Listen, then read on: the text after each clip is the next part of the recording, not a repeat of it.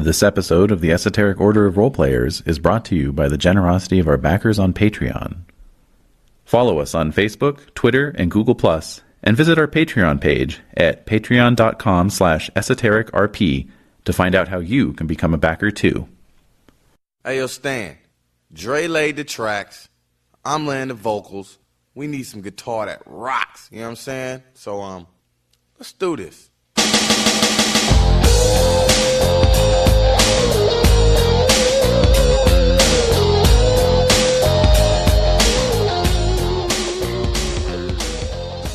The Esoteric Order of Roleplayers present Black and White, a Vampire the Masquerade duet chronicle featuring David Larkins and Desiree Valdez. She's a rich girl, but not the ordinary, extraordinary. I love too much to carry, possessed by a demon on a mission. No man alive could refuse a proposition from this fantasy. But to me she was more than a bad dream. She was a nightmare for man. Took her sex appeal and she taunted, twisted the brother till it did just what she wanted. Disregard the laws of the other man, sacrificing the plight of the brother man. These birds are going nuts. What is happening? What are you doing to me? Uh-oh. Just thought I'd look up the number one song Oh, man. for this week in 1991. Yeah? Not this week in real life. But No. the week that we're... Which is actually very close to Close. this week in real life. Yes, we left off on June 6th, I don't want to cry, man. 91. This song takes you places. It does! Yeah? It does. Mm-hmm. Yeah. Anyway, Mariah. That's all we have to say, really. Okay, so... Oh, man. So we left off on a bit of a dramatic note. But is there any preliminary business before we dive in?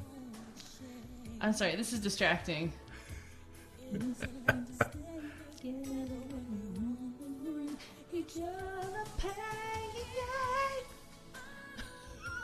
Sorry, everybody. She's into it. Here, I'll cue up. I'll cue up the song that knocked this song off the number one. Okay. No! Are you serious? I'm serious. Oh no! Oh my god. Alright. Well, anyway. You're having a moment. I'm thinking... I'm wondering if Aaron's band would do a cover of this. Probably. Extreme. This is so extreme. Well, isn't this like one of the most sedate songs they've ever recorded? This is literally the only extreme song I'm familiar with. This song is really very, like, it's emotionally, like, manipulative. Oh, is it? Oh, yeah, it's really fucked up. I'm shocked. I'm shocked and appalled. It's a fucked up message. Just like, hey, we talk a lot, but you should bang me because I don't really understand. Like, we need to fuck, basically. Now we're gonna get a comment from like, that was my parents' wedding song. Well, you know that your parents are getting busy. I mean, I don't know what else to tell you, Well, but clearly. this is. My parents had children as well. Yes, they do.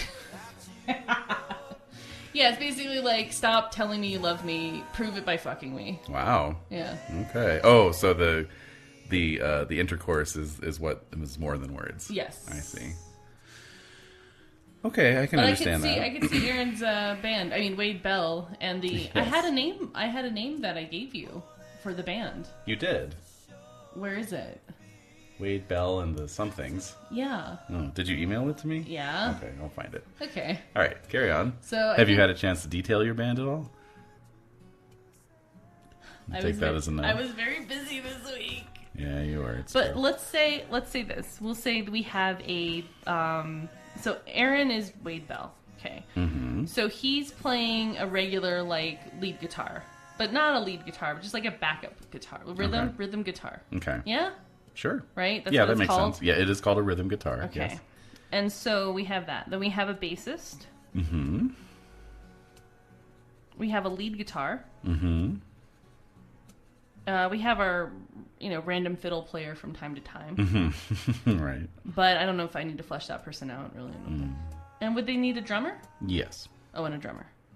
Okay, so I have to flesh out three characters, NPCs. I'm going to put a female drummer. I'm going to have a female lead guitar and then a male bassist. Okay. Okay, That's so very early 90s. Mixed gender bands. Very hot right now. it should still be hot, so this fucking song. What was number 2? I don't know. I could only find the number ones. Yeah. Did you find the name of the band? What? The name of... Oh, no, it didn't come up in a search. That's weird. Yeah. Okay, well, I'll find it. I'll find the name of the band and name, because I had names, and then we had like albums. Remember the albums would be called? I gave you like a whole list of things, but I guess I don't know. It's fine. Yeah, it's not my email for some That's reason. weird. Yeah. Oh, here we go. God damn it. What is it? Number 2 was I Wanna Sex You Up. Color Me Bad, baby. What else? Color Me Bad. Dad. Then we have Rush rushing up the charts because it's about to hit number 1 Abdul. for like the next 7 weeks. Yeah, that's what the Keanu Reeves music video that they did, like Rebel Without a Cause. Oh, okay. Yeah. Yeah, More Than Words was only number 1 for 1 week, sadly. Really? Yeah. That's surprising because it was like on all the time. Well, sure. I mean, it was top 10 for a while, I'm sure. Then I Don't Want to Cry dropped down to number 4. Yeah. Love is a Wonderful Something by Michael Bolton. Ew, no. Gross. We all like to forget that there was a time in this world where people were Michael freaking Bolton all was up on Michael Bolton's jock. Like Losing My Religion, R.E.M., number 6. Yeah. Oh, that's another one that they may have covered. I Like the Way, parentheses, The Kissing Game by High Five. Look that up right now. I know this song. You do? Yeah. I'm sure I'd know it if I heard it. Yeah. Why do we start with music? I don't know. It's just kind of become a thing. It helps to ground us in the setting. That's true. Actually, it does help with that. Yeah, they just keep going with this friggin' acoustic, wannabe acoustic shit. Yeah, well, it's because every hair metal band realized if they did an acoustic ballad, that was pretty much guaranteed top 10. Yeah. Turned up a little bit.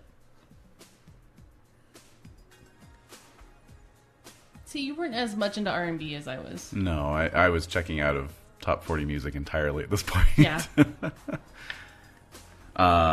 Then You're Unbelievable. Was number 8. Oh my god, I apologize to everybody for that. That was really bad. Miracle by Whitney Houston, number 9. Oh, that's a good one. Power of Love by Luther Vandross. That's also a good one. Man, it's almost all R&B. That's interesting. Exactly. Interesting. Oh, fucking Rhythm of My Heart. God damn it. What's that one? Rod Stewart. Ew, no. Wow, Huey Lewis in the News. I can't. They were still charting in 91. No. That's surprising. That's what Don's evil side likes, is Huey Lewis in the News. That's right. Amy Grant, Baby. Oh, gross. Sorry, that was just horrible. LL Cool J coming up the charts. With what? Mama Said Knock You Out. Oh, right. Jesus Jones.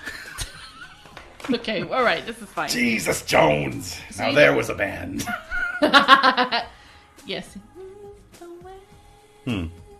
Yeah, this does not Yeah. ring any bells for me. That's fine. All right, so We're still gonna keep it on though. Sure, why not? All right. Do we have any other business? I don't know. Do you? No. There's some things I know I don't remember. I do know how to pronounce. Dr. I do know how to pronounce Tzimish because I watched a YouTube video. The what? You know, Tzimish. I think it's supposed to be like Tzimish or something like that. Whatever. Anyway. Who gives a shit? Who gives a shit? Honestly. I mean, Shimishe, great, cool, good for you. Go off. Shimph, go off with the Shimishe realness. Do what you gotta do. Shimfashay. We'll see. We'll see if he listens. Yeah, when he listens to this in 5 months, he'll be like, "Hey." He'll get a good chuckle out of it. Shiraiwa. Yeah, about Shiraiwa. Shiriwa. So I finally can pronounce the name, okay. which I felt very bad about. Okay. You don't have any. What is this? I'm just putting on some It's background like Philip music. Glass nonsense. Just an evening. So. All right. Yes. So you don't have any apologies or corrections from the last time? I don't think so. Mm-hmm. I probably sounded a little crabby at times, but you put me through the mental ringer. But I felt like I redeemed myself at the very end with annihilating that adolescent boy, which is really sad, actually, when you think about it. But then, I got back. He did try to kill you, to be fair. With dragonfire rounds. Yes. It wasn't a regular shotgun. It was there were dragonfire rounds in the gun. Mm-hmm. So, yeah, I feel like I was entitled to doing that. Mm-hmm. And then getting back. You may be entitled to compensation. And then getting back at Rose felt good. Good. So that felt nice. Mm-hmm. But it was and now I'm scared because God only knows what message was put in my brain by Sir Ralph. Mm-hmm. God, that's upsetting. It's very upsetting. He talked to Consuela. And he's just a very malevolent, evil guy. You played him so well. Thank you. Yeah.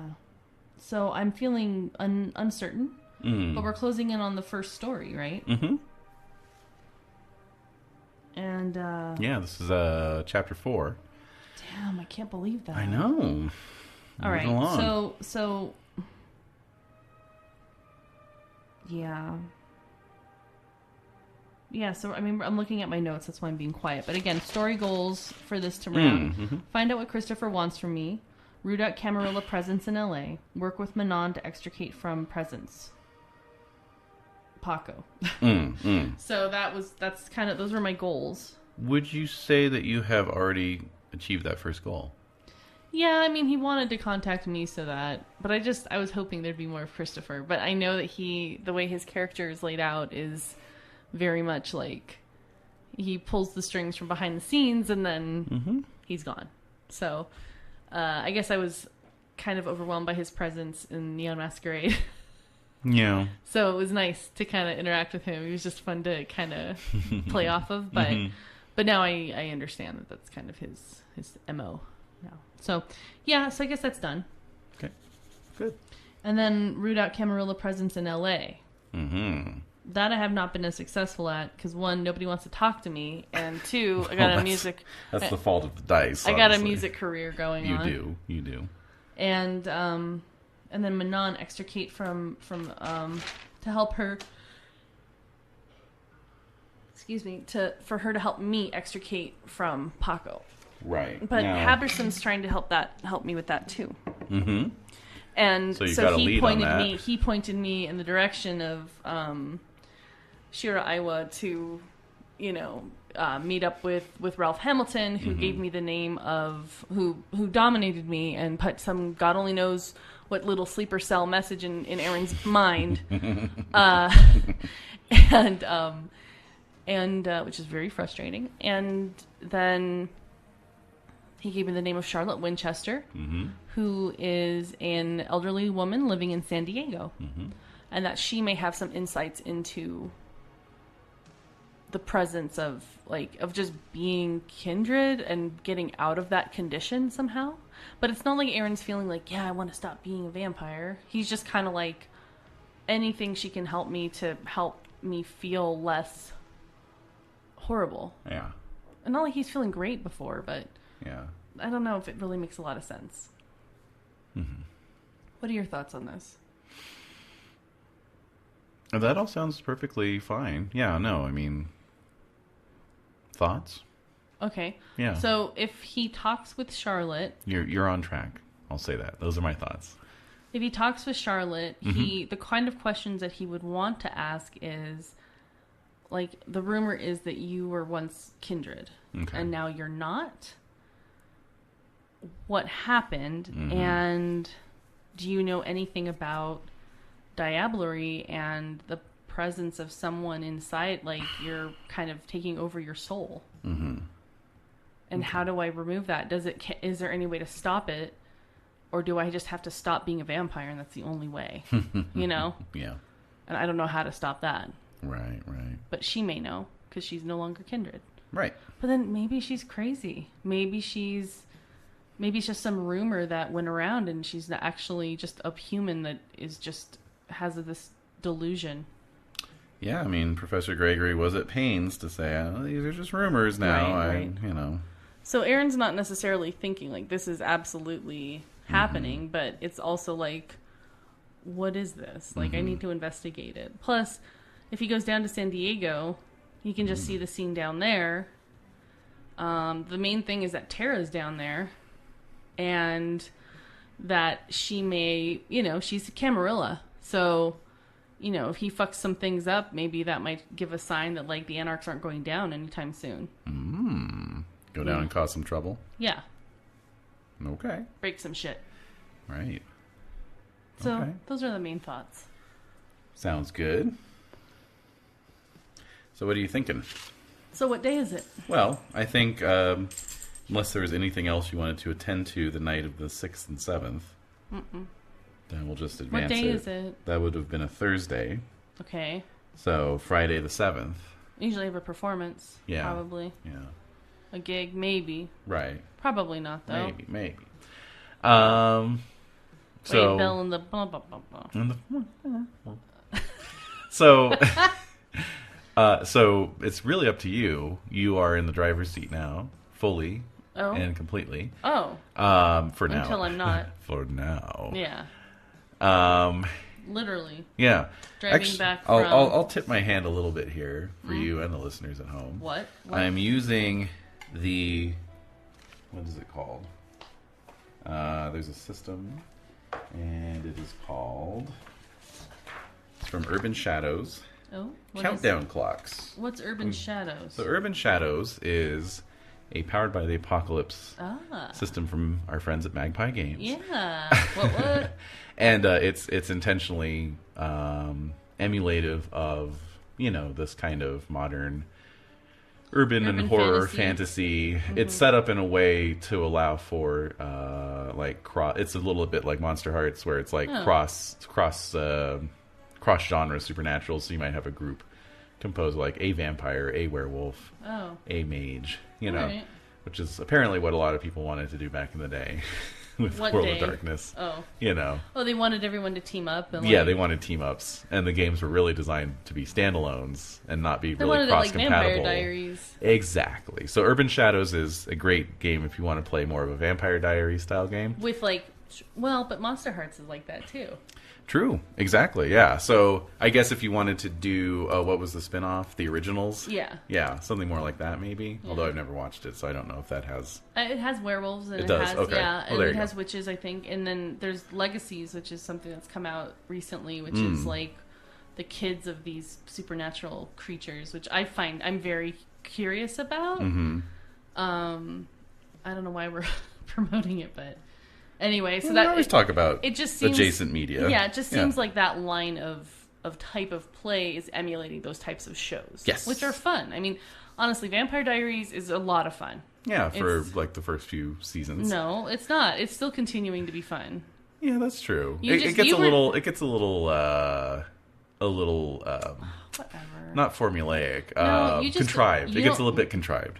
Well, I'm not going to say that the whole thing isn't contrived. It's all contrived, but I feel like you kind of lost interest because you don't really like streaming or like binge watching stuff. So. Well, first of all, I can get overwhelmed by these TV series that have like 28 episodes per season, right? And there's like 7 seasons, so I'm just like, screw it. Yeah. But I'm almost done with the whole season, I think, or the whole series. But what I was going to say is, as much as it gets more contrived. As it goes along, because I mean, honestly, like seasons 2 and 3 are just like perfect television. Yeah, like you're just going, what, like every episode. Even season 4 was good. I remember. I think. Okay, maybe. I don't know. I don't remember well enough. But I was going to say that as much as it gets contrived towards the end, it still holds up better than True Blood.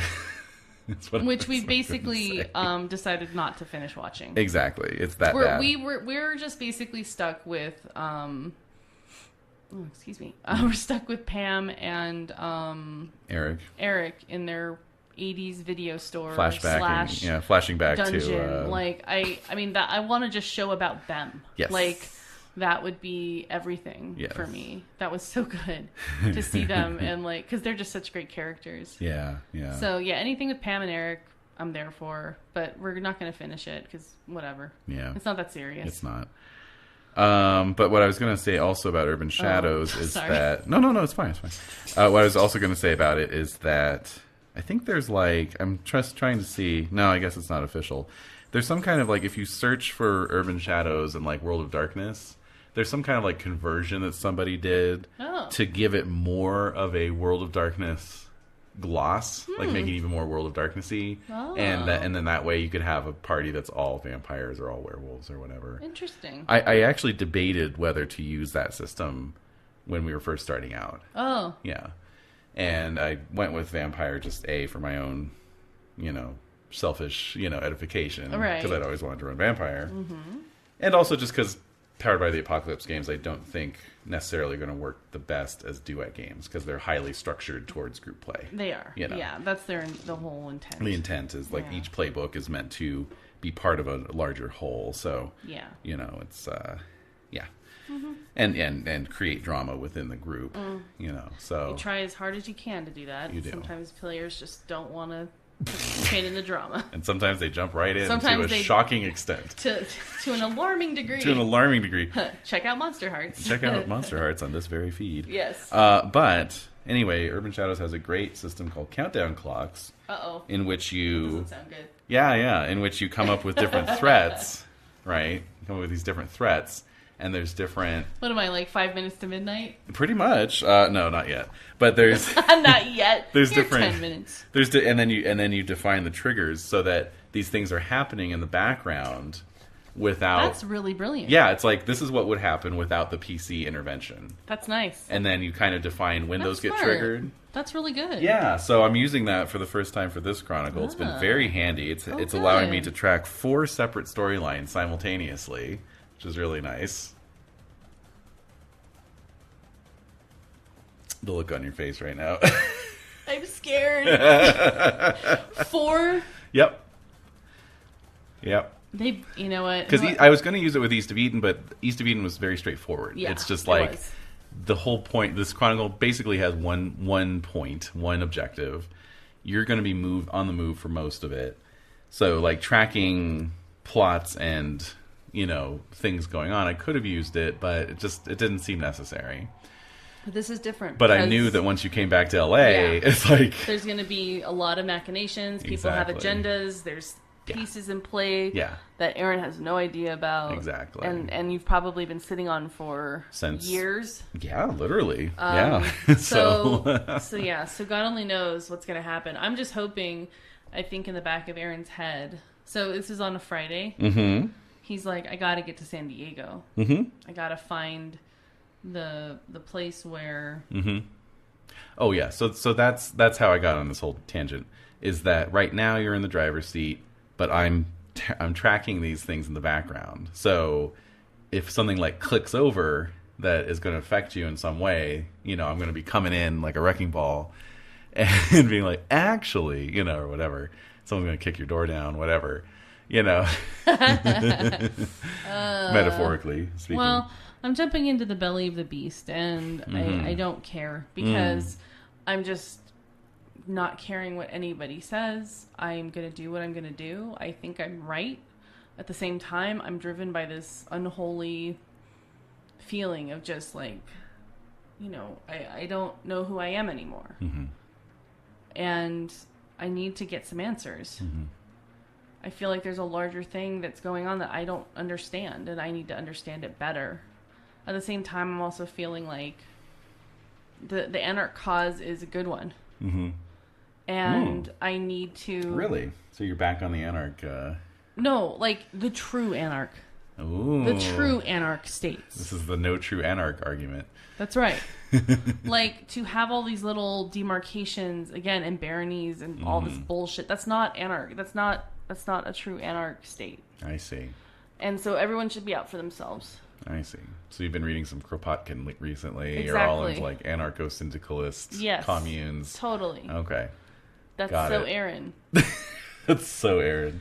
No, I have not. But I just think that based on the feeling, like, I don't want to be confined to a barony. I don't want to be a landlord over a section of the city. No That landlord. that's what it feels like. Yeah. Like I'm like the bodyguard. Like he said, I'm the bodyguard of this area. It's boring to me. I don't like it. I just want to be a vampire and just do my thing. Okay. So I think. What I was going to say Was somebody kicking down my door already? is, sorry. As you're thinking that. As you were saying that, I actually marked off another another hour. Another hour on the doomsday clock. But that reminded me what I was going to say is, since you're in the driver's seat, you can basically tell me when you're going to San Diego. No. Friday night? Friday night. The Okay. second I rise from the earth. That's right. I'm going to All right. take a shower, comb Yep. my hair, like I said, Yep. slick back hair, Okay. white t-shirt, Okay. white jeans, white Converse, Okay. and I look like Mr. Clean. You and, do. The assassin, Mr. Clean from Venture Brothers. And slick back my hair, Fonzie style, Yep. and head out. Okay. What are you taking with you? What am I taking with me? What are you taking with you? Coyote. Okay. Coyote hasn't really been around. Not really, no. I haven't talked about Coyote, but Coyote, definitely is still in the mix. Mm-hmm. Coyote. In the mix. Go on. Coyote is accompanying me, Okay. and definitely. Okay. I don't really have a lot of weapons. My melee is not very good. Let's see. Yeah, but you got claws, man. What's your right. brawl? Baby, my brawl is 3. Shit. Yeah. Dex 4 or 3? Dex is 4. Celerity 1. Celerity, CELERITY. ITY. Yes. BICTH. All right, so celerity is 1. So we're looking at a dice pool of 8 when you're snickety snock. No, please. What a disappointment. Yeah, so what was a disappointment? Mallrats? That's what I was quoting. all right. No, All right. not bad. Okay, so Okay. anyway, it was reminding me of something else. Oh, okay. So, yeah, that's about 5 right there. Mm-hmm. So I am taking, I don't know if, was Manon going to come into town and visit me? Yes, she was actually. Did I mark that? Because I I'd did take not mark Manon that. with me if she wants to go on a road trip. I'm like, she's my weapon. I love her.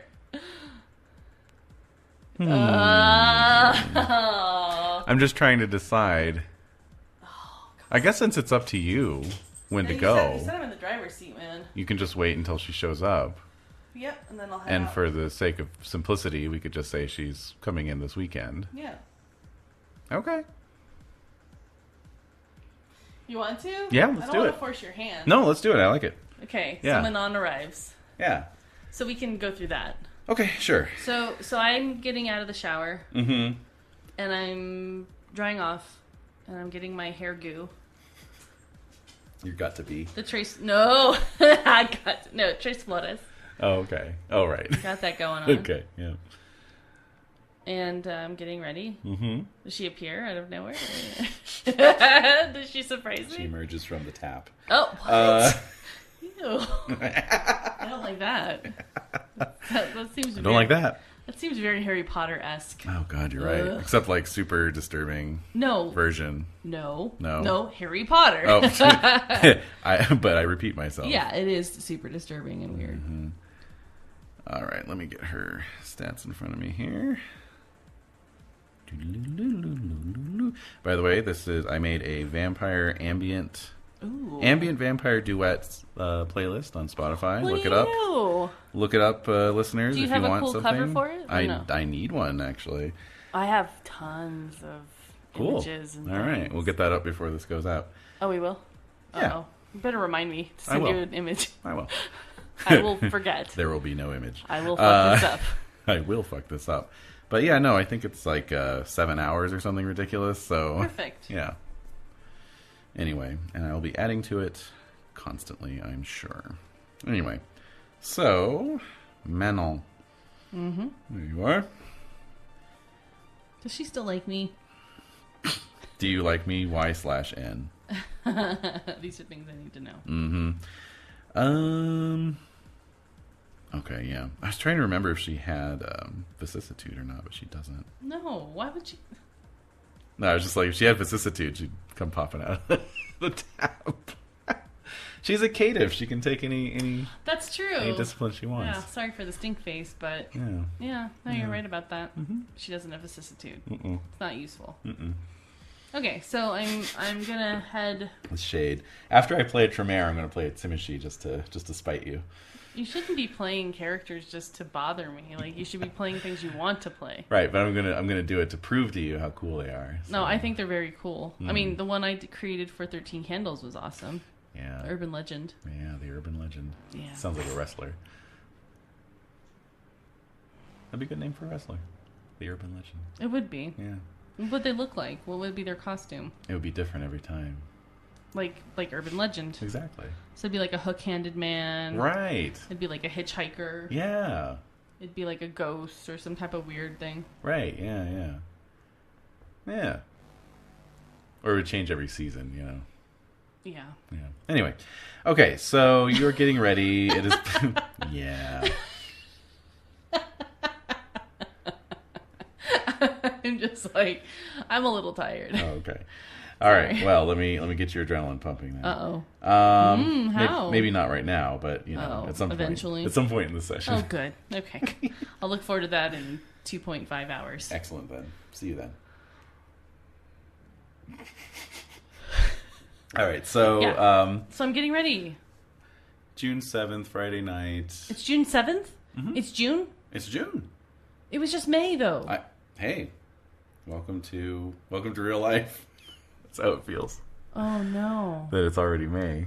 What the hell? 2019. How did that happen? Anyway. Excuse me. Oh, my God. That was very loud. Sorry. Oh, do I need to adjust your earphone volume? Are you okay? No, not when you cough like directly into the mic. I actually turned away from it. That's the scary part. Are you scared yet? I'm terrified. So here's what I'm trying to think. Manon has to come over from Vegas.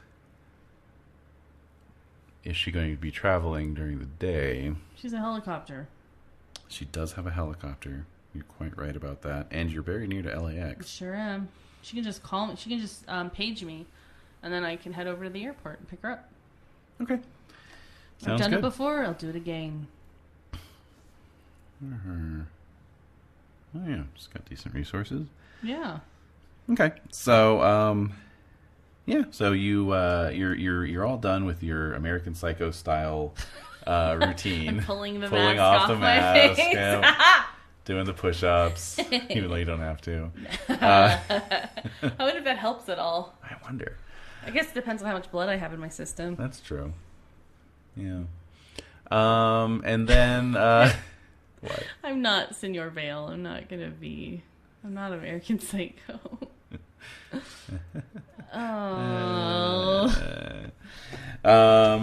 Anyway, and so yeah, you get the page around let's say 11 p.m. Mm-hmm.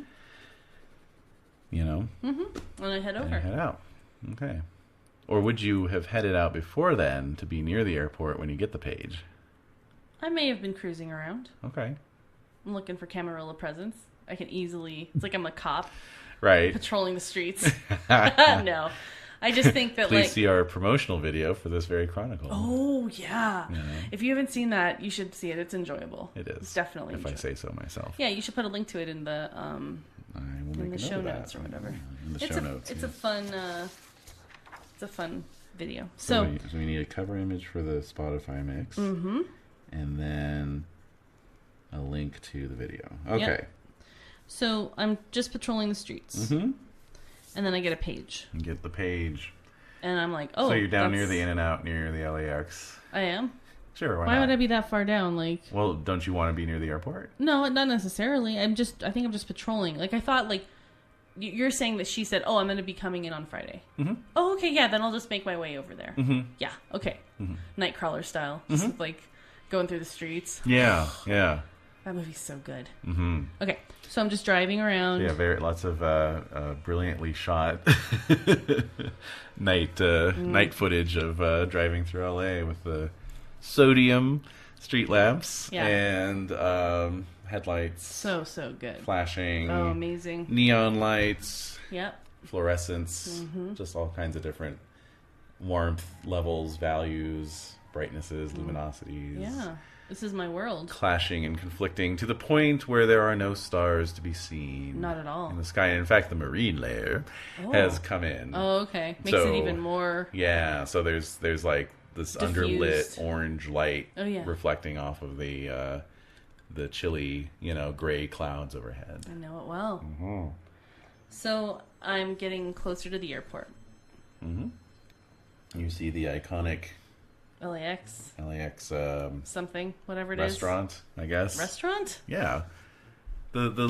Oh, the dome. The dome. The like weird arches and there's a restaurant there? I think so. I thought that was the air traffic control. Oh God. You might be right. I'm an idiot. No, it may not be. Maybe it was originally intended as a restaurant. Maybe it was a restaurant before. What am I thinking of? I don't know. Thinking of something. Anyway, so I head into LAX. I go toward the like personal. Yeah, wherever you would go for the helicopter landing. Mm-hmm. Well, helicopters and also like private jets and planes and things. Yeah. Whatever terminal that may be. We don't know. Mm-hmm.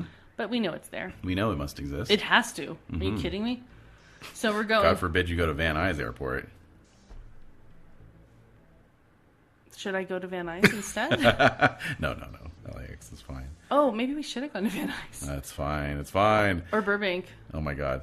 So... This is dumb. Here we go. All right, so... Yes. Okay, so heading into LAX. LAX theme building. It's called the theme building. That's horrible. That's very strange. An iconic space-age structure at the Los Angeles International Airport influenced by Populux architecture. No, that's not space age. It is... Yeah, well, it's from the space age. It's 60s. That's the space age. Oh, it is? It was built in 1960. Oh, I must be thinking of another space age. What are you thinking of? My intelligence is one, y'all. It really is. My intelligence is one. It's a specific term used in design. So I didn't realize that. Yeah, it's a design that was influenced by this idea of going to space. So I probably knew that at some point in time, but I forgot it. Rocket-shaped cars. And I get it. Right? Yeah, I got it. Distinctive white building resembles a flying saucer that has landed on 4 legs. Mm-hmm. Okay. Mm-hmm. Let's see here. Yes. Okay. It was a restaurant? I'm not completely crazy. Oh, good. All right. So the structure was dedicated in 1961 by Vice President Lyndon B. Johnson. Oh, weird. Obviously, it's a historic cultural monument in 1993. It was renovated $4 million with retro-futuristic interior and electric lighting designed by Walt Disney Imagineering. Okay. Oh, the restaurant opened in 1997. Oh, so after it was a the recent renovation. Why did I think it was the air traffic control? I always thought it was too. Really? To be honest. Well, because now it we looks know. like it. Yeah. Well, you should go check it out. Yeah. That's kind of weird. Because like when you get to LAX, the last thing you want to do is spend time there. It's true. Oh my You're God. Just like, just let me get get in the hell and out get of the there. fuck out. Yeah. But it's just like, but since there's that restaurant, I'm like, is it a restaurant? No. Well, the Encounter It's restaurant. a lounge. Encounter restaurant closed for business in 2013. Oops.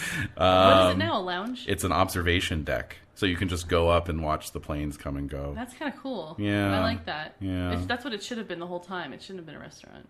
Previously, the restaurant was closed in March 2007 for repairs after a half-ton piece of stucco skin on the upper arches crashed onto the roof of the restaurant.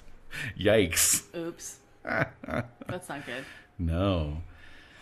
Okay, so the restaurant being in a non-secure area of the airport where travelers are reluctant to spend time when a possibly lengthy security checkpoint lay ahead, or leave after being screened and have to go through security again upon returning, was cited as a reason for closing.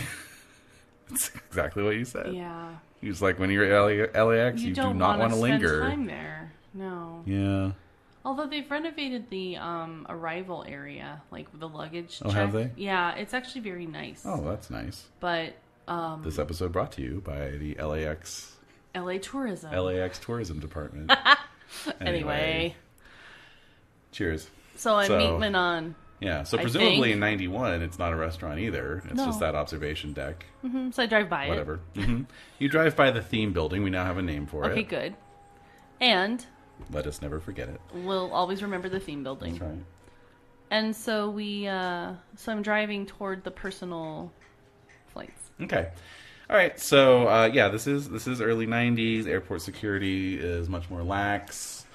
So probably I'm even going to go ahead and say you can probably just double park for a bit. Yeah. And just, leave the engine running. Yeah. And I was hoping she'd be waiting like Purple Rain style, just like with her luggage and like looking all cool with her hair blowing in the breeze. Well, she did page you and you had to get over there. So yeah, why don't we go with that? Yeah. So she's waiting. She looks amazing. She looks amazing. She is... What's she wearing? Oh gosh, let's see here. My stars. My stars, the things she's wearing. Oh, can I even describe them? I don't know, maybe. Let's see. Well, her hair is dark black and wild. Loose curls that are wild. She's wearing... Which is blowing in the thermals, of the... It's nice. She's not that tall, right? She's tiny. She is pretty short, yeah. Oh, God, yeah. What? Yikes. What? Show it to me and I'll describe it. Well, is it too much? Well, ooh, there's a good one. Thank you, Cher. Just look up, what's her name? Is it Harry Belafonte's daughter? Was it Sherry? She did all those Bally's commercials. Sherry Belafonte, yeah, right? That sounds familiar. And like the outfits she would wear. I'm picturing Manon wearing those outfits. The leggings and the loose t-shirt. Like crop tops, and tank tops and stuff, with like a leather jacket over it, with a bunch of silver jewelry and like. Wait, what was she in? What? What ads was she Bally's. in? Bally's for like fitness. Oh, okay. Yeah. Huh. Yeah, interesting. she was always promoting those. Interesting. So what's the Cher outfit? Okay, well the Cher outfit is just your classic catsuit. Leggings? No. Heavy Doc Martens, kind of somewhat baggy denim, lightly stonewashed, with some black patches on it in the shape of like stars, I love it. and like other designs. Right. And then just, classic black leather motorcycle jacket. With a black leotard underneath. Exactly. Okay. So maybe even a bit sheer. So I walk up to her, right?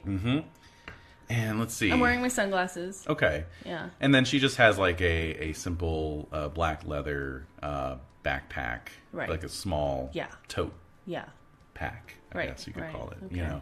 With just some change of clothes. I think she'd have like a duffel bag, but like an also little mini leather backpack, sure. Black backpack. Those are very popular back Yeah, then. she's got a like that's her purse. She's got an Air Jordan branded duffel bag. Yeah.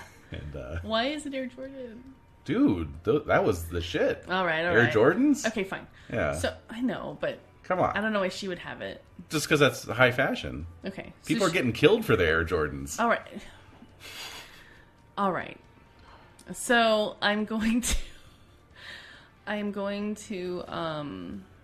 no, I was looking at that picture of what's her name? Celeste Yarnall? Yeah, and she passed away. She did. We talked Velvet about Vampire. The Velvet Vampire, the lady, she sent us an autographed picture. Yeah, I was just looking at that the other day. I'm like, oh. She passed away. I think that's the first time I've gotten an autographed picture. Not that I'm an autograph hound. Yeah. But I've got an autographed picture and then the person passed away. And it's like, wow, it's like, that's holy crazy. Shit.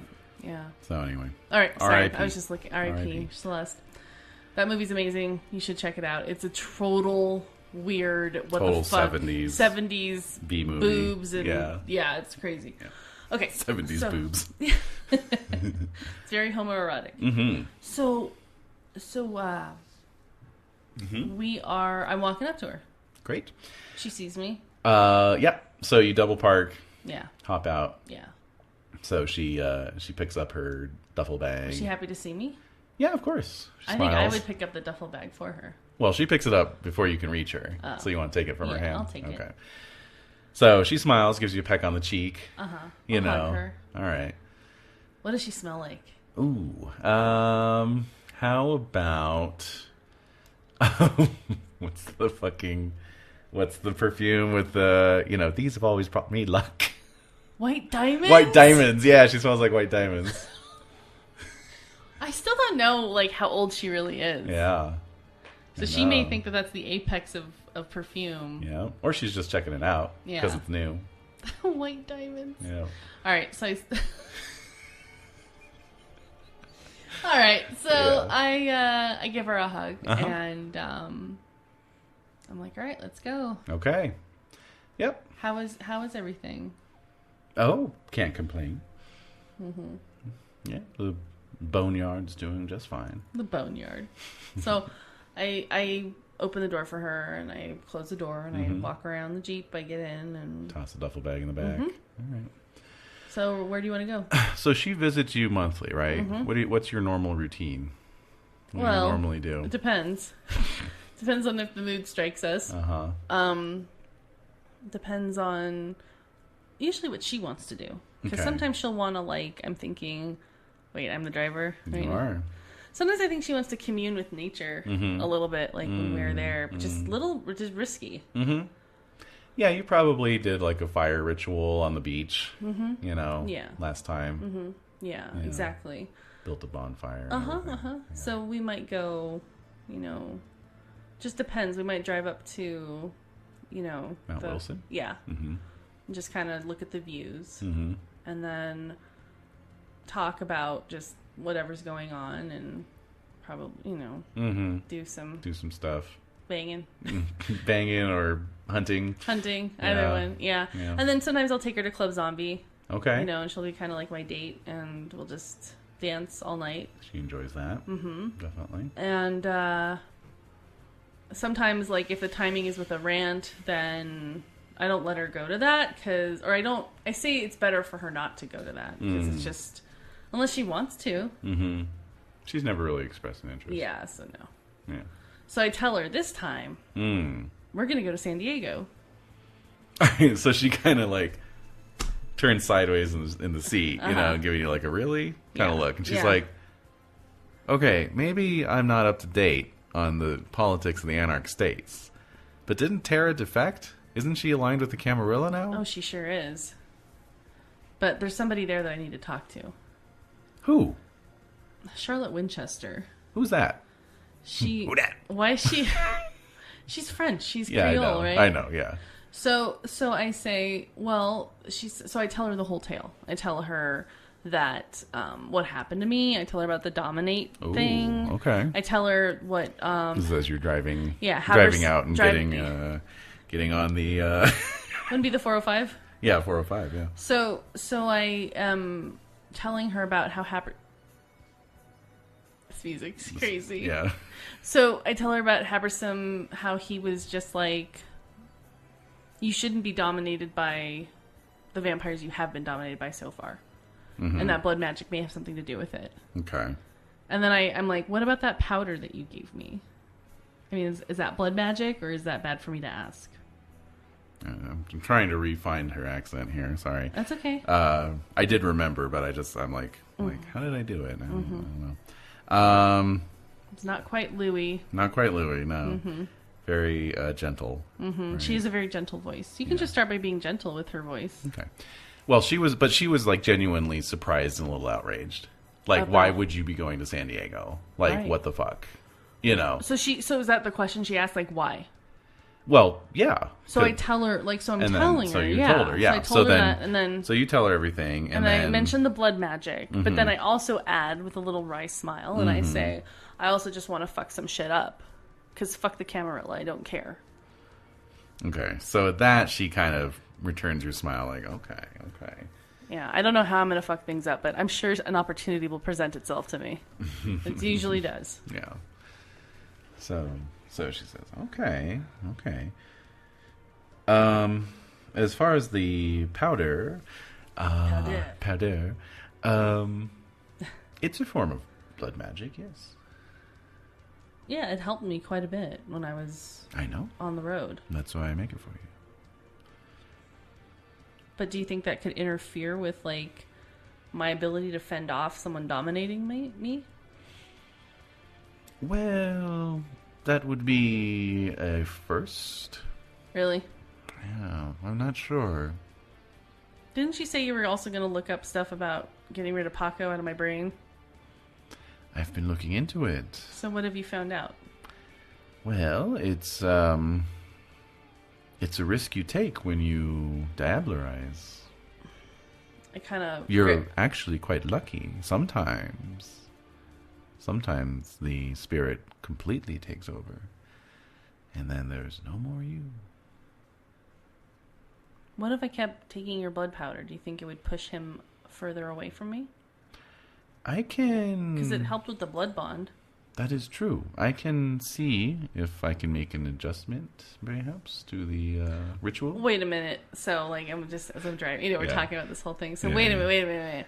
I don't necessarily want you to change the chemistry of that. It's bad enough that somebody has done some, I can't be responsible, really. It's very hard for me to control myself. And so if you modify this blood powder, it may have an impact on, like, my ability to fend anything off. And I can't take that risk. It's bad enough right now as it is. I don't want to be weaker. Mm-hmm. I need to have as much control of my faculties as I can. Mm-hmm. And God only knows what Sir Ralph... Have you heard of this man? Sir Ralph Hamilton? No. I don't know what he's done to my brain. Actually, I saw an envelope from Sands in his mailbox. Sands? Yes. So you might want to ask him about him. I might indeed. That would help me. Why don't you make a perception plus insight roll? Insight? Mm-hmm. What's insight? Or not, sorry, not insight. Too many damn systems. Alertness? Empathy, actually, Empathy? is where I'm going with that. I'm always guessing wrong. Yeah. Like, blah? You're like, no blah. Yeah. Oh. Driving? So- Perception plus driving? Could I, if she's my mentor, can I add 2? Can you reduce the difficulty by 2? Since I know her? I will reduce the difficulty, not by 2. What? But by 1. Why? Just because you do know her well. You know her on an intimate level. Mm-hmm. So, difficulty 8. No. No, I reject that. 0. Yeah, okay. Nothing. Okay. What was it? I just focus on the road. I know you love that. I hate it. I really hate it. Okay, so I'm driving. Yeah. So I'm like realizing, like, I don't know where I'm supposed to be going. But I think Other than San Diego. No. I think, I'm not exactly sure where I should be going. But I realize, I've taken care of myself ahead of time. So I'm going to look at the retirement homes. I called ahead. Oh, you did you? And I don't know if they violated their HIPAA oaths, but I don't think HIPAA was a thing back then. Not as much. Not to the same extent. So I said that I'm a relative of Charlotte Winchester's, and I'm looking for her because I would like to see her. Okay, so why don't we get kind of fancy with that? All right. We'll do one of those retroactive prepreparation rolls, right? Manipulation. I'd say charisma, actually, since you're on the phone. Right. Charisma and... Well, actually, I'm going to leave it up to you. It depends on the tack that you're taking.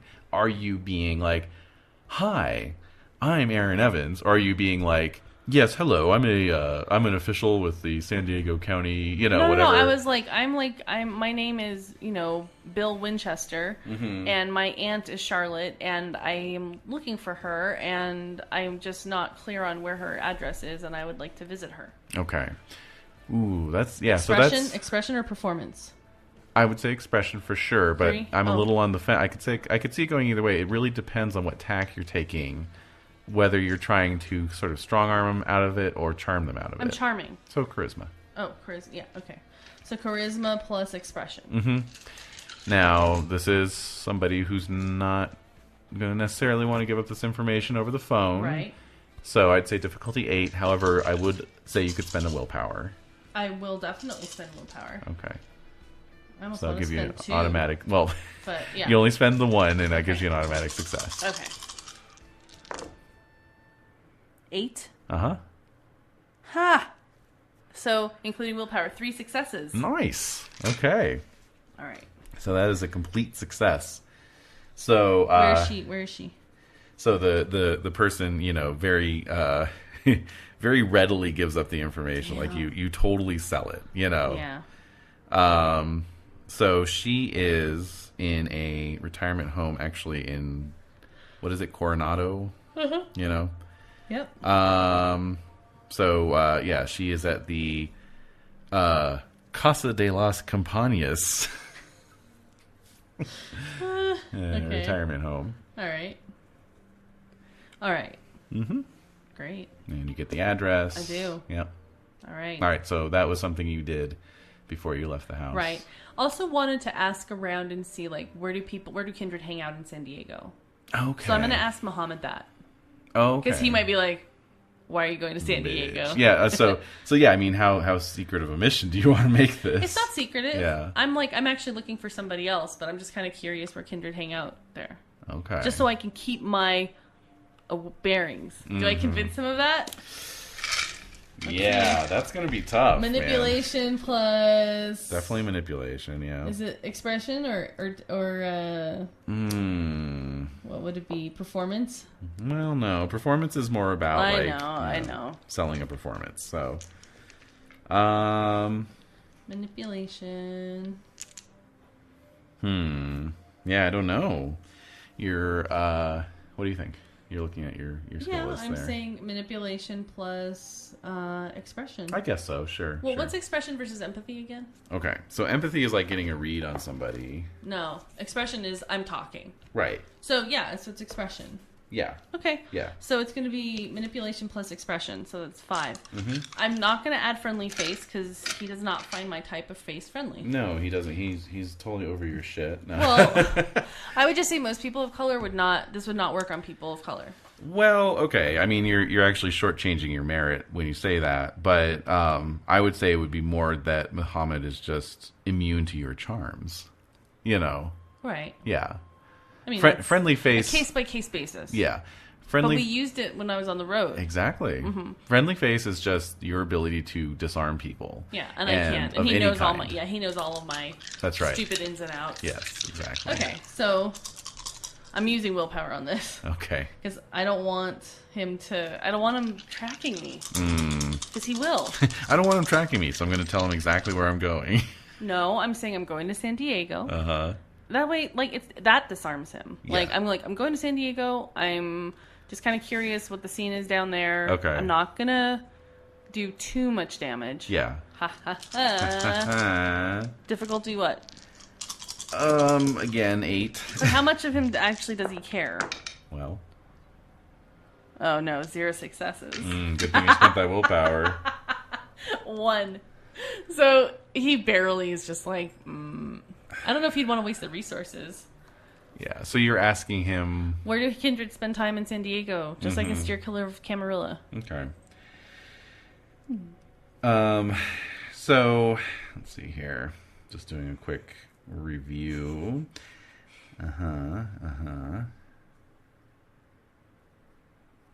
Okay, sorry. Oops, I'm sorry. I'm so outraged. I'm hitting the mic. Oh, God. It's like they list SeaWorld. That's one of the locations. A sea park. But then it says, it is not of much interest to Kindred, very few of whom care for fish. And it's just like, then why put it in the book? Why would you do that? Everybody knows SeaWorld's in San Diego. You don't have to put it in the book. If it's of no interest to the Kindred, very few of whom care for fish, except for fish malks. We know they care for fish. So give me a look. All right, so... Just tell me where they are. Yeah.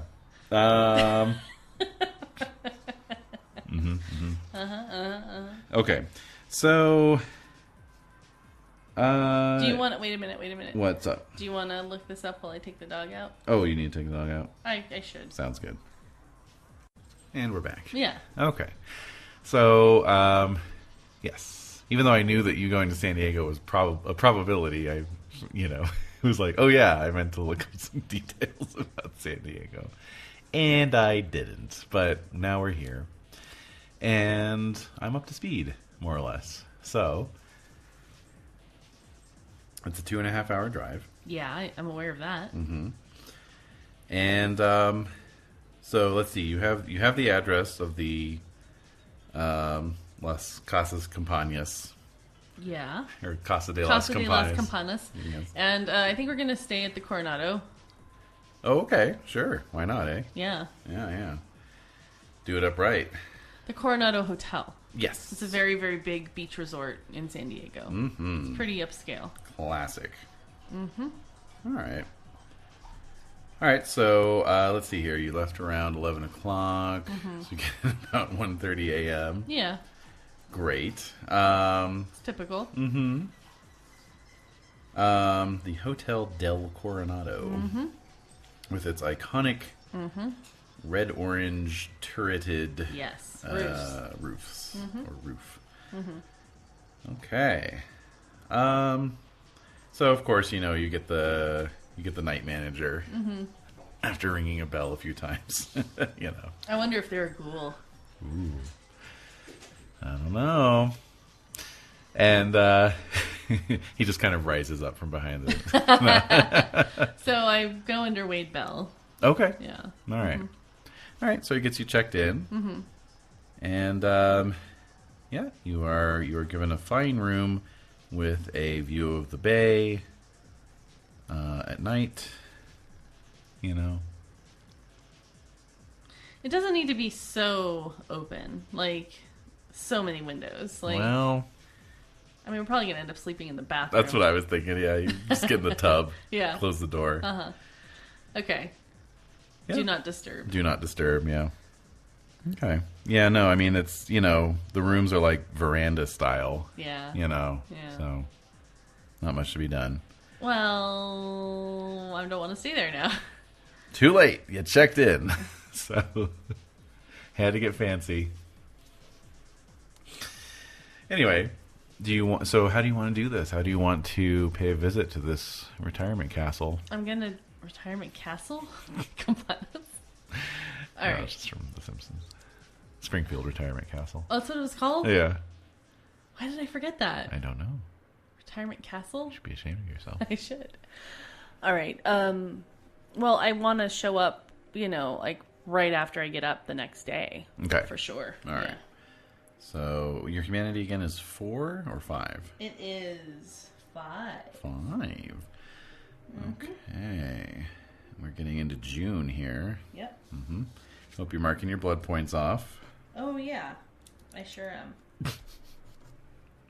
I mean, you could just walk out on the beach and sink into the sand, I suppose. Oh, yeah, I think I'll do that instead. If you don't mind spending the extra blood. No. All right, so sunset is at 8:03. Goodness. Long summer nights. That's on you. What? That's on me. And so, let's see. Wait, so did Muhammad tell me where Kindred hang out? Oh, right, that whole thing. Yeah. All right. So, sorry. The whole point of that. I'm just focused on the retirement community. I think we're all very excited to talk about that. We are all very excited. But I need to know where I can flee to if need be, or fuck shit up where I need fleeing somewhere. All right. So he says, I have never been down to San Diego, so I don't know a whole lot about it, other than the fact that Tara likes to hold court at a comedy club called the Madhouse. What? A comedy club? Yeah. Huh. Okay. And can I just say that if you decide to go there, it is with my strong objections. And just keep that in mind. You're not the boss of me. I kind of joke. Yeah. It does not go for it's well. totally silent on the other end. Yeah. Just the background buzz of the telephone connection. Thanks, Mohammed. I'm going to hang up. All right. Whatever. All right. Okay, so... It's not like I'm asking him for his boys to, protect me or any of that shit. I'm doing my own shit. I'm my own man. I am going down there. I don't give a fuck. I'm going to fuck some shit up. I'm going to go to this comedy club. I'm going to do a set. I'm going to kill. And then I'm going to come back up to LA. Do a set? You got your Type 5 ready to go? I do, yeah, totally. All right. Hello. How's everybody doing? Did you ever notice? All right. All right. Remember when Charlie goes and from It's Always Sunny? Remember when Charlie goes up there and tries to do it too? Yeah, he just like immediately Just gags. like, Yeah. Anyway, so can't be that hard. All right, so Yeah. All right. So you have the address of the retirement castle. You know that there's this comedy club, Yes. which you can find in the phone book easily Yes. enough, And so you're going to walk out on the beach. Okay, Manon's going to sleep in the bathroom as discussed. okay, so I'll make sure everything's closed up for her. Yep. I'm And gonna head to the beach. Head to the beach. Okay. I'm just gonna walk around. Yeah. So like what? 3 a.m. 4 a.m. Just gonna walk around. Do you want to look for anyone to feed from? Sure, if or there's somebody we around. can, do a quick hunt. Yeah, let's do it. Okay, so at this time of night, it would be like beach bums. Oh yeah. I mean, that's kind of what I feed literal on. beach bums. Yeah, that's what I feed on at the pier. That's true. It's not much different, just a couple miles away. Okay.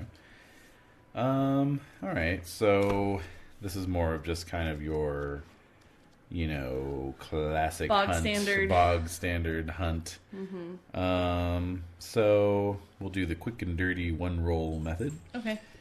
So you just have to tell me how you are going about that. What combination you're looking for. Wits plus streetwise might be a good one. Yeah, I think so. Okay. Wits plus streetwise. Let me find your difficulty here. Definitely more of the lower income / bohemian level, Right. I think. I have a friendly face. You do have a friendly face. I'm However, flush I of life. don't think either your herd does not apply here. Your fame would not apply here. No, this is just pure feeding. necessarily. Your resources would not apply. You're Wade Bell. Yeah, hey, you're Wade Bell.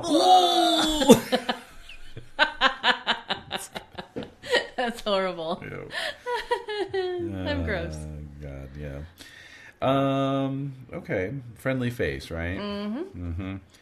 Okay, so I forget. Does that add dice, or does that reduce your It reduces difficulty? Okay, by 1.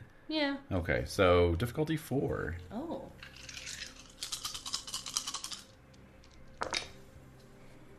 Four?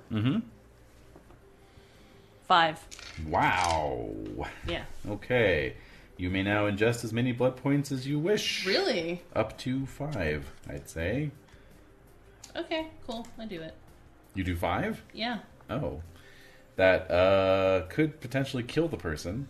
No, it's a couple people. Oh, I see. I'll take a little scissor off of various folks. You're scissorping. Yeah. The scissorping strategy. I see. That's what I do. Okay, so I don't want let's to kill people. No. But let's get one sanguinary. Unless I do. Ooh. Let's get one sanguinary animism roll. Okay. What do I roll for that? You could note these things down on your sheet and save me from having to look them up. After feeding, roll on mortal. After feed on mortal, willpower roll. Difficulty 6 or 9 if drained to death. Brilliant. So I thank you for that, and I will give you an extra character point at the end of the session. Whatever. I don't want your charity. Jesus.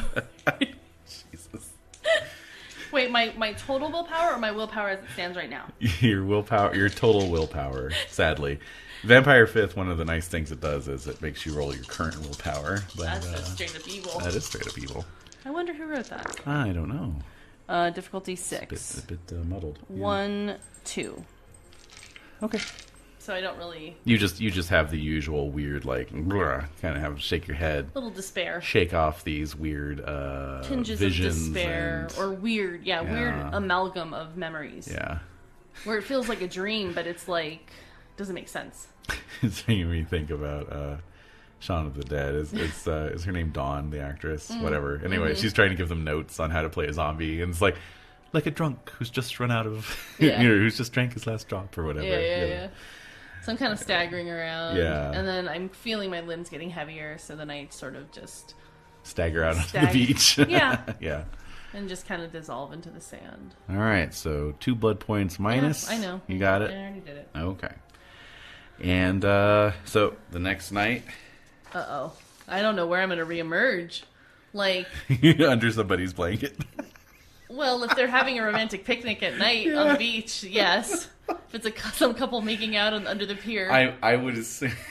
Yeah, I would assume you would have looked for an out-of-the-way spot. I kind of tried to. Yeah. But I was kind of woozy, Okay. so I don't know. What do you think? You reemerge safely. Okay. Okay. Yeah. However... Okay.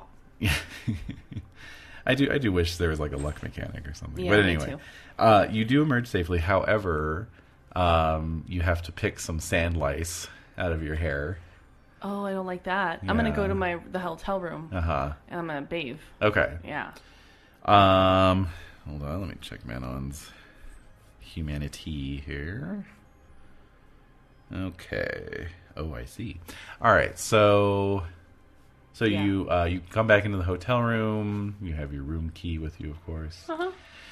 And you enter, and the bathroom door is still closed. Okay.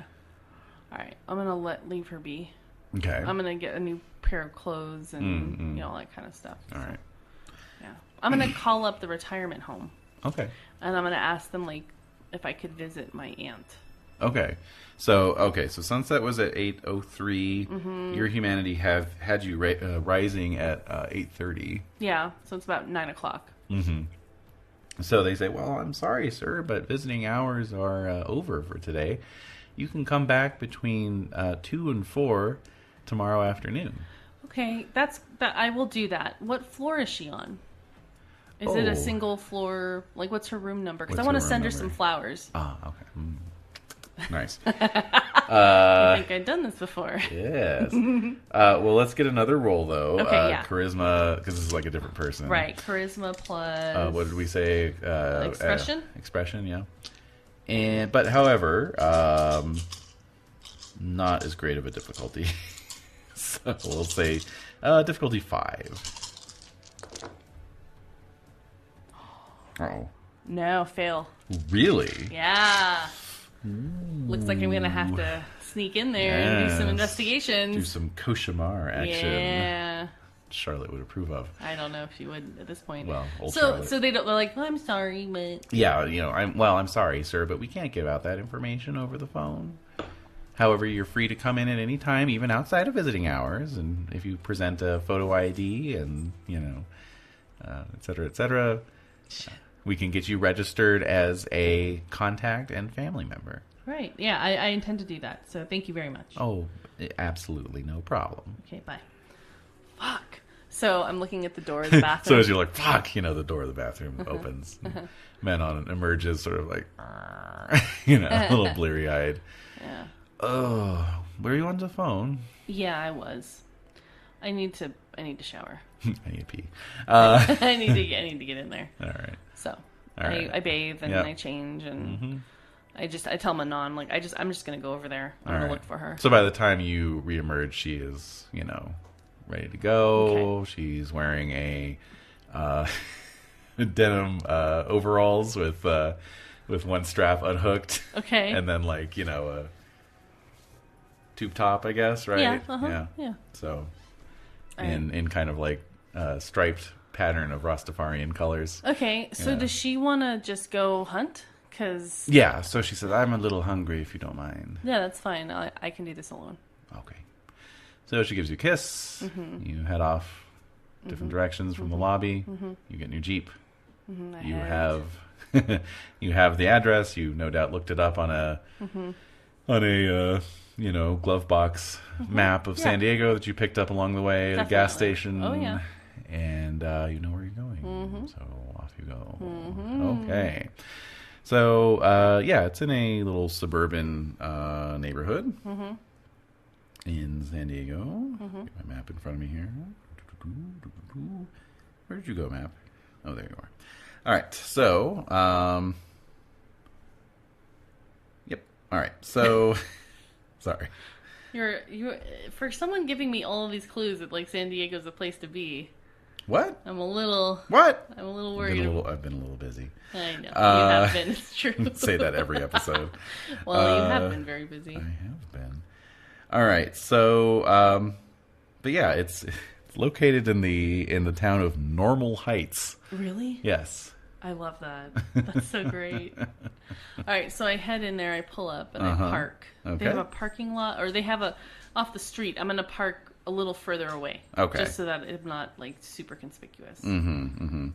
And I'm gonna check the back entrances. Like Ooh, there has to be okay. like a laundry or a Sure. storage something, or like a drop off place where they get in food or laundry or whatever. Is it like a retirement home, like a rehab, or is it like rehabilitation, or is it like an actual, like they have little bungalows and they have their little homes? No, it's not that fancy. It's like It's a classic, like 60s era cinder block. Yeah. With like multiple rooms, like a hospital. Multiple rooms, a bit hospital-like, a bit hospice-like. All right. Large picture windows. Right. Right. In the front for people to go and sit and stare out. Yeah. There's a little park area next to it. Okay. With a manicured lawn and some nice eucalyptus groves. Okay. So there's plenty of like approaches that you can use that would allow you to be stealthy. Yeah. So speaking of roll which, for that shit. yes indeed, why don't we get a dexterity plus stealth plus celerity? Stealth. Mm-hmm. Oh yeah, stealth. Oh yeah, that thing. Ooh. Okay, so I have 2 in stealth. I have 4 in dex. Mm-hmm. Thank you, everybody. And I have 1 in celerity. Okay. Yeah, and that's it. Okay, so again, I'll say. Yeah. Okay, that's it. And willpower. Does friendly face affect this at all? It might. No, not only if you get caught. Okay, so I'm gonna use willpower. Okay, sure. And then I'll say because of all the shadows and everything, difficulty 5. Really? Okay. All right. Oh wow. 4. Great. Plus 5, so 5 successes. Wow. All right. So I easily. Oh yeah. Ease my way into. You ease on down that road. Yeah. So now I start looking through the hallways. Okay. So I can tell there's maybe some people have a TV on. There's different states of awakeness. Correct. Right.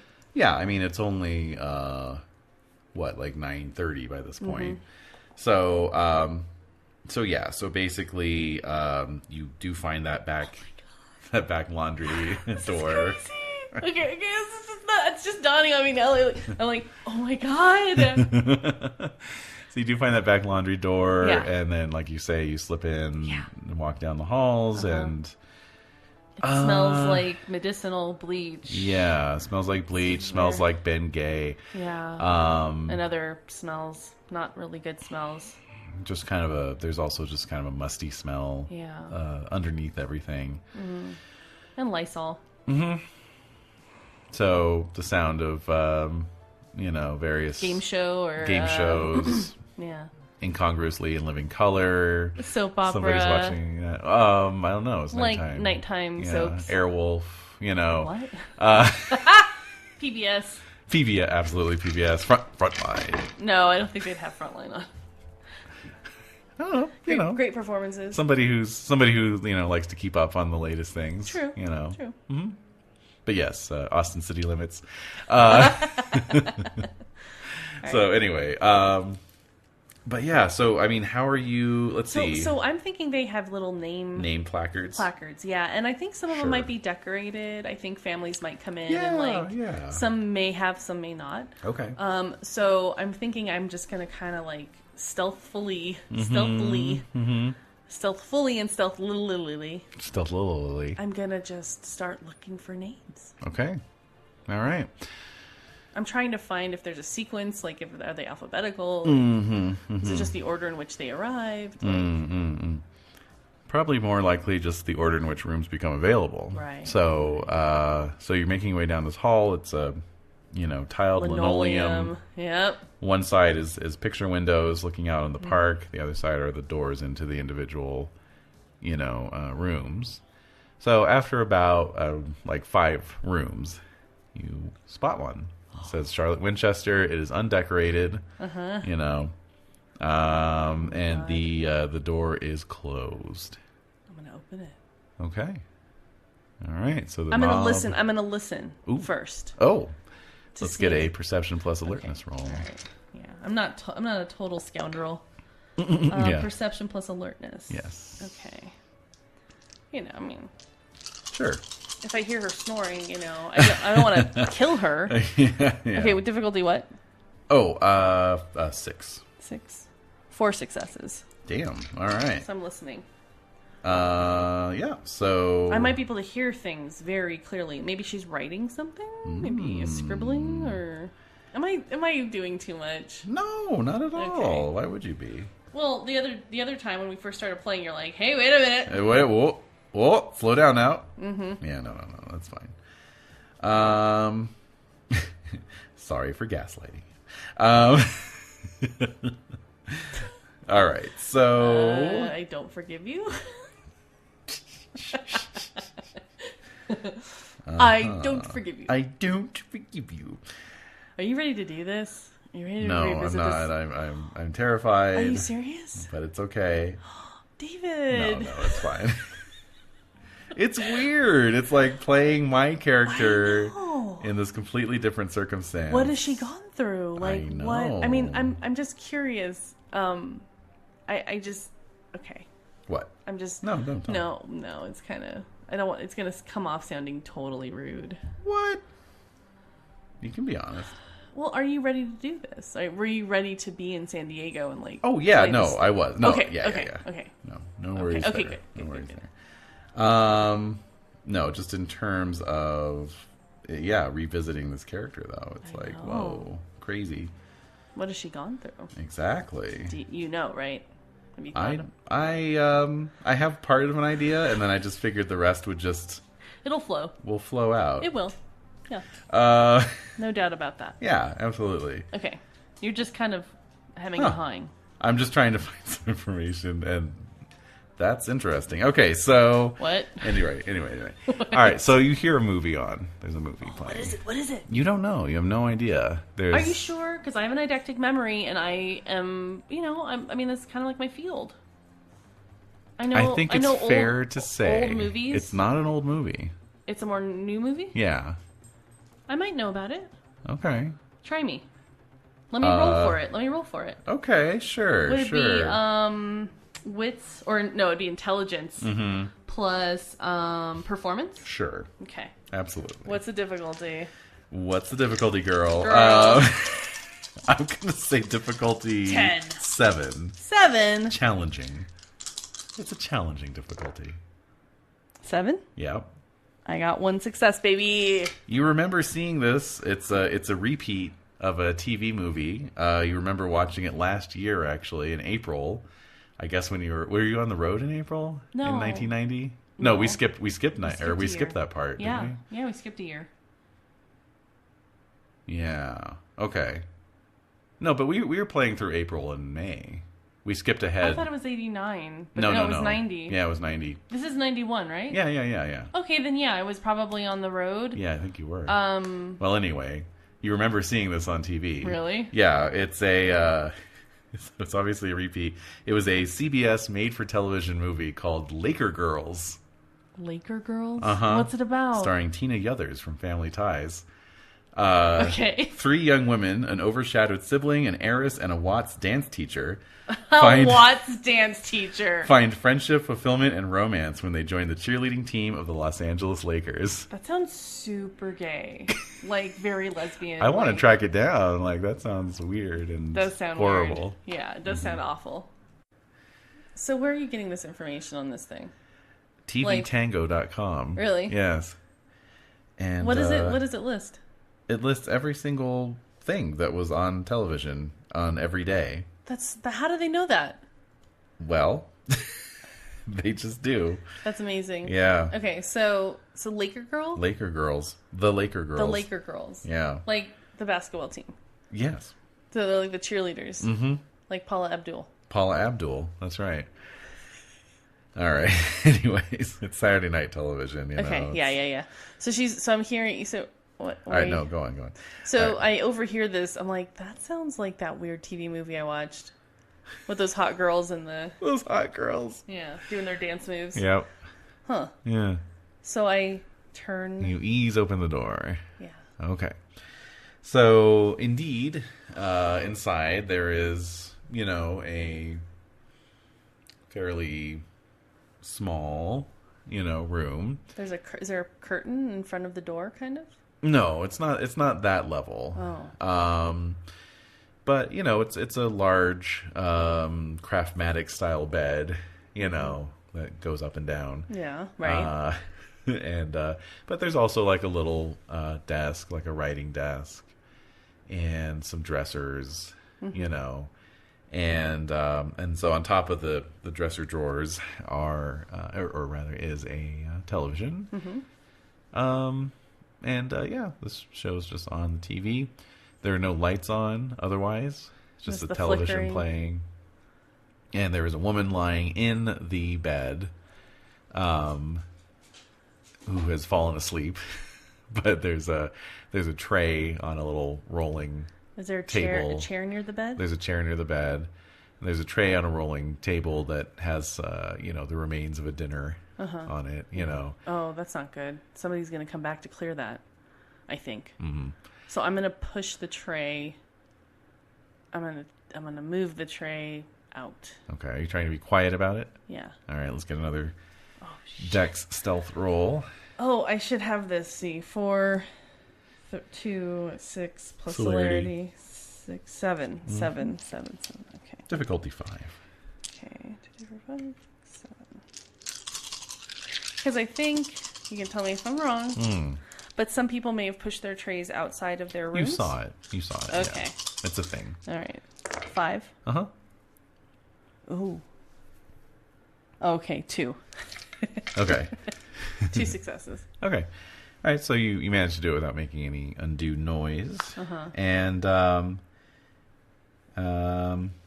close the door. Yes. Okay.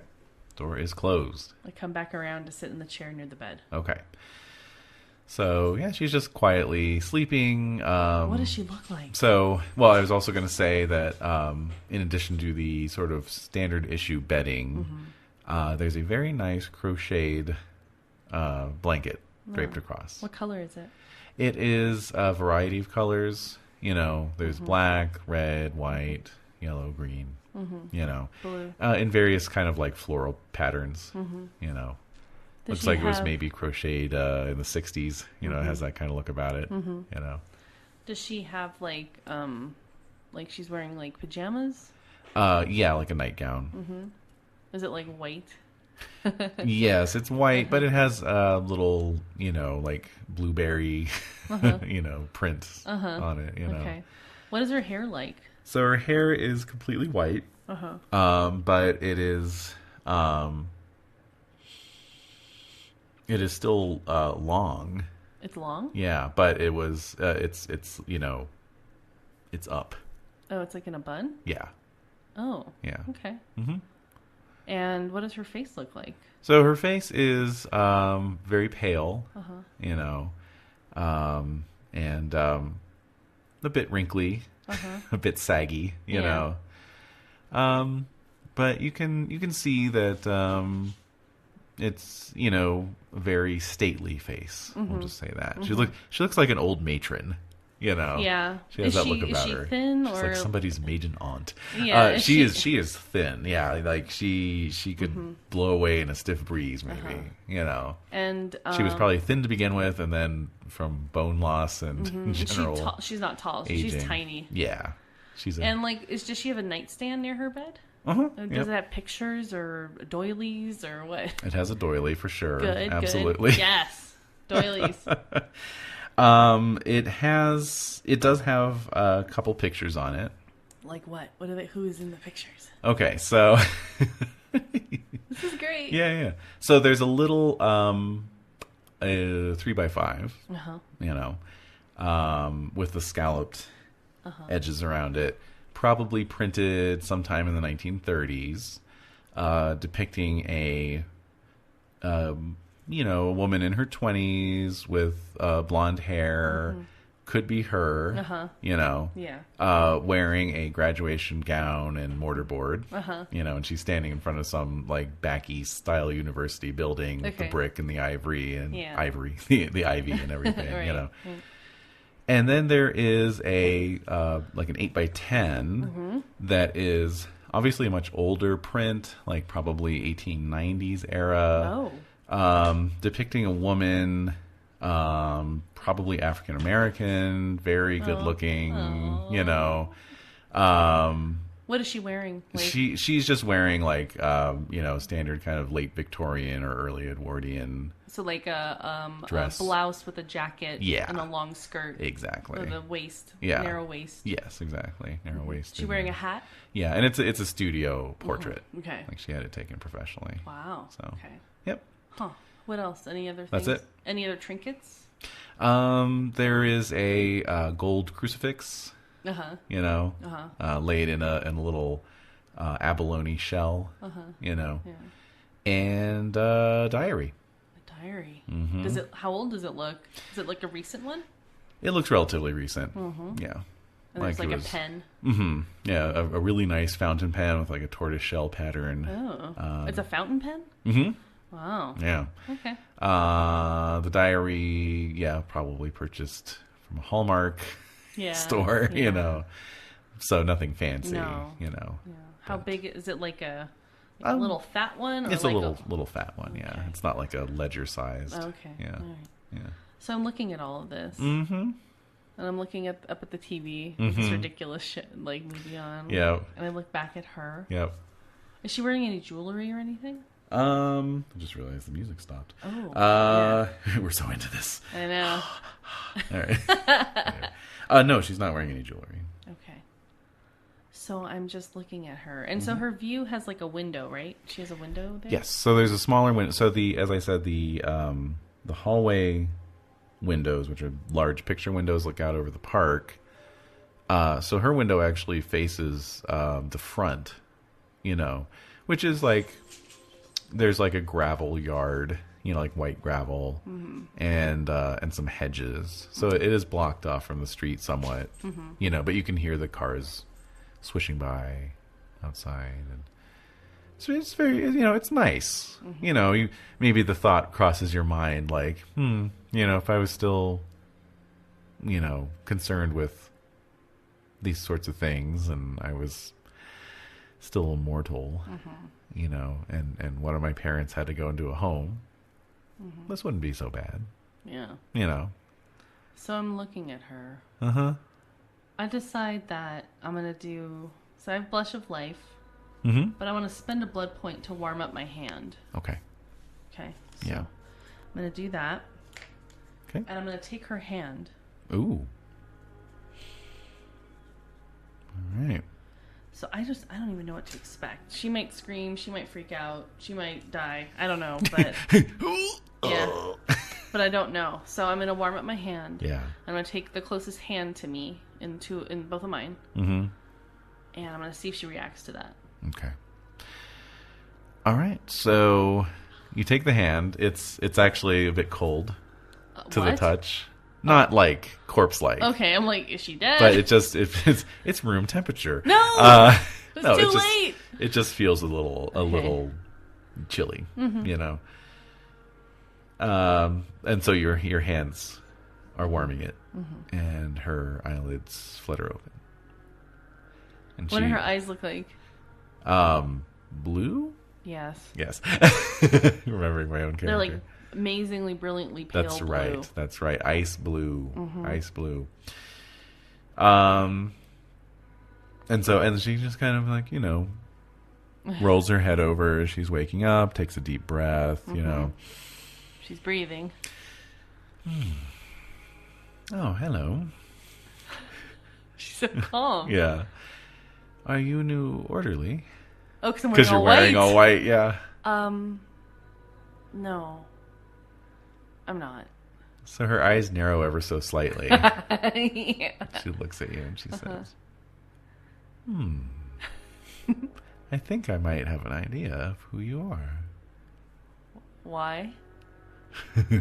So she goes to withdraw her hand, but very slowly, not like jerking it away. Yeah. Okay. Okay. So you let her? I let her go. All right. So she raises her hand up to your face. Uh-huh. And she touches your face. Yeah. You let her? Uh-huh. Okay. And so she kind of is running her little prune fingers, with age spots on the hand. With the age spots, yeah. On and the back of her hands. Yeah, she just kind of runs it down the side of your face. Uh-huh. And she says, I haven't seen one of your kind in a while. Oh. So you know what I am. I do. So I back away from her touch. Uh-huh.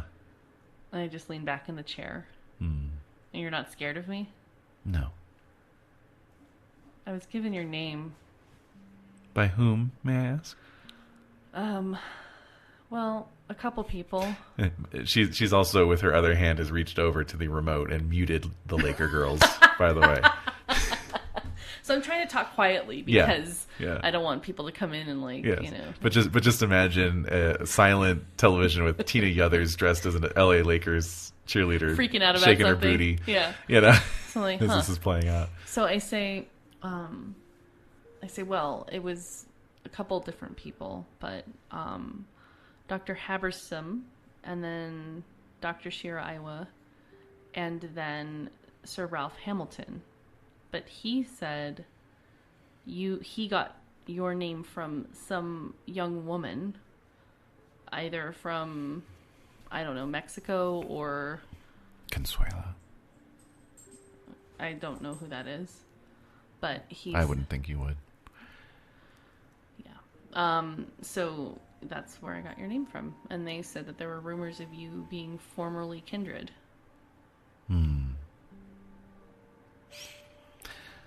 Help me up, dear.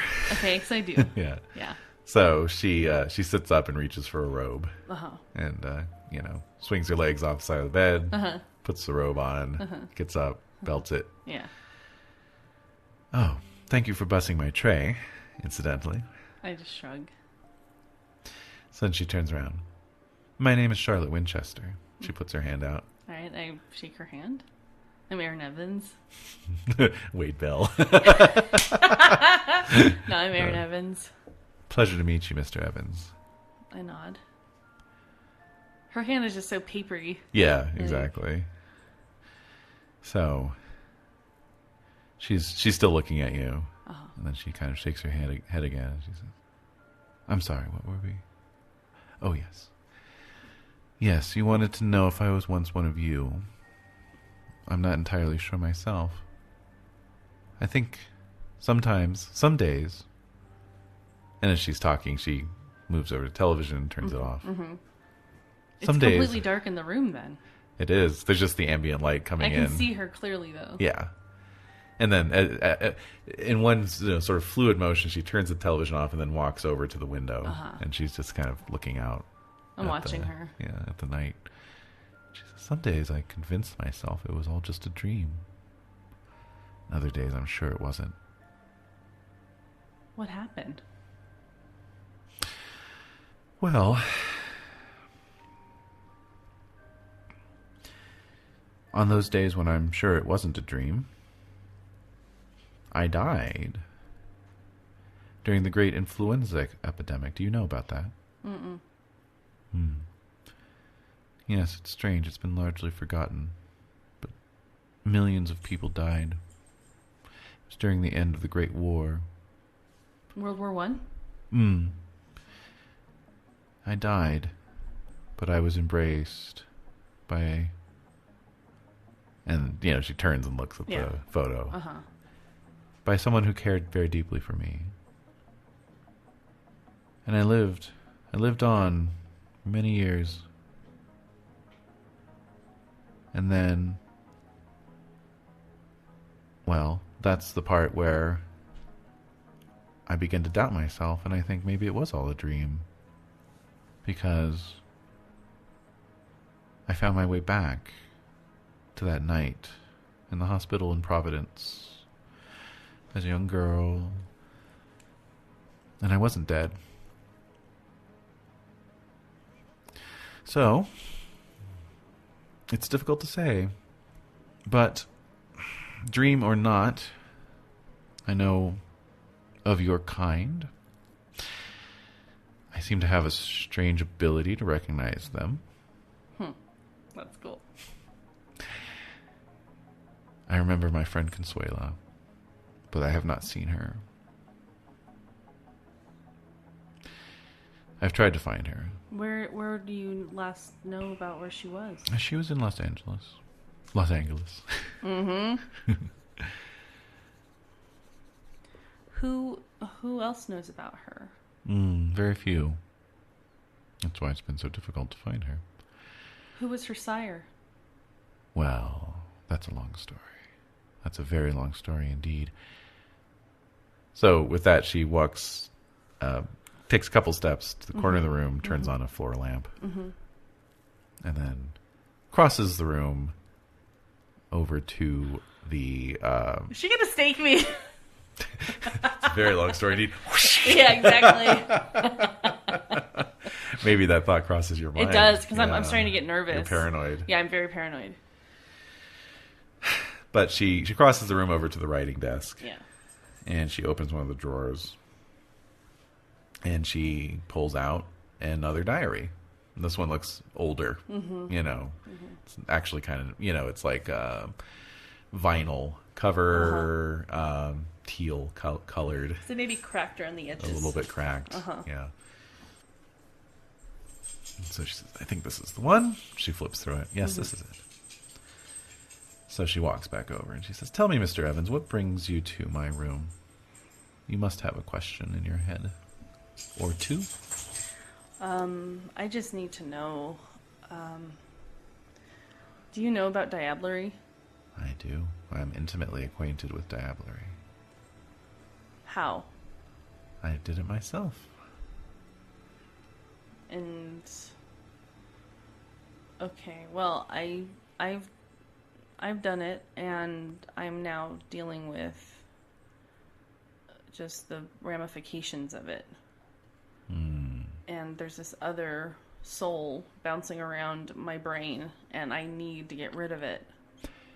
Did you do it against the will of the other?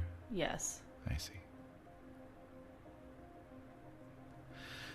Well, she sets the diary down on the bed.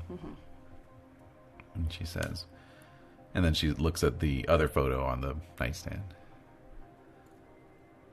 When I woke up back in the hospital, I promised myself that I would devote my life to medicine, just as my mentor did. My sire, if you will. Maybe it was my sire. Anyway, she shakes her head. I studied diseases of the blood. I studied esoteric conditions carried in the blood. Like what? Like your condition, Mr. Evans. What the hell?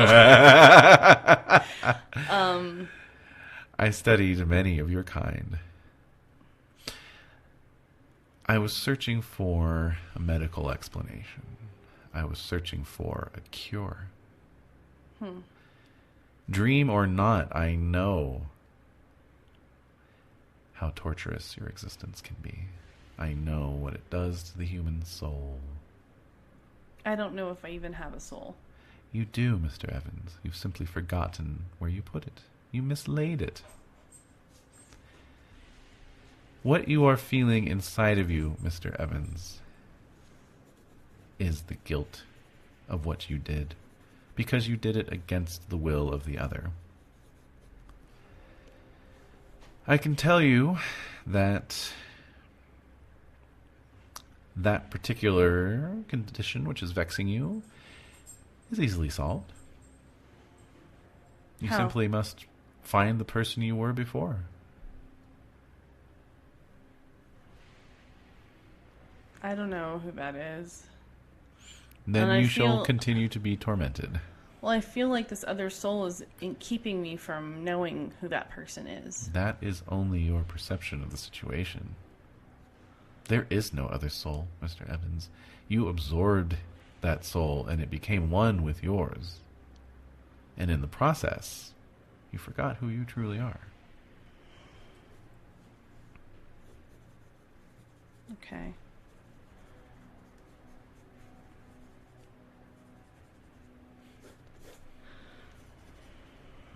I just nod. Mm-hmm. Now, as for your greater condition, if you wish to be rid of that, I cannot help you. My experiments were all failures. Has anyone else visited you? Meaning what? Kindred? Any other kindred visit you? No. How can you be sure? I can be sure. Your friend, do you think she might have some, I don't know, understanding of... What do you know about blood magic? A small amount. I may have encountered it during my time in Los Angeles. Who would do that? Who? Yeah, who do you know that does blood magic in Los Angeles? So you asked that, and let's see here. Are you still sitting in the chair? Yeah. Okay, so you're kind of half facing her, and the chair is over near the wall, the window in the wall where she is. But so you kind of have a view of like the door to the room and that side of it too. Yeah. Well, the door remains shut, but through the wall. What? Through the wall. What? Walks that woman that you saw at Club Zombie. No! Just right out of it. She's holding something in her hand that's kind of facing her. You can't really see what it is. But she's got this sort of cocky smile on her face, and she just goes, God. She says, "Oh, I can answer that." Can I interpose? Can I get between? Up? Yeah. Get up in between all right. Charlotte and and Luca. Yes, Luca. Call spade a spade.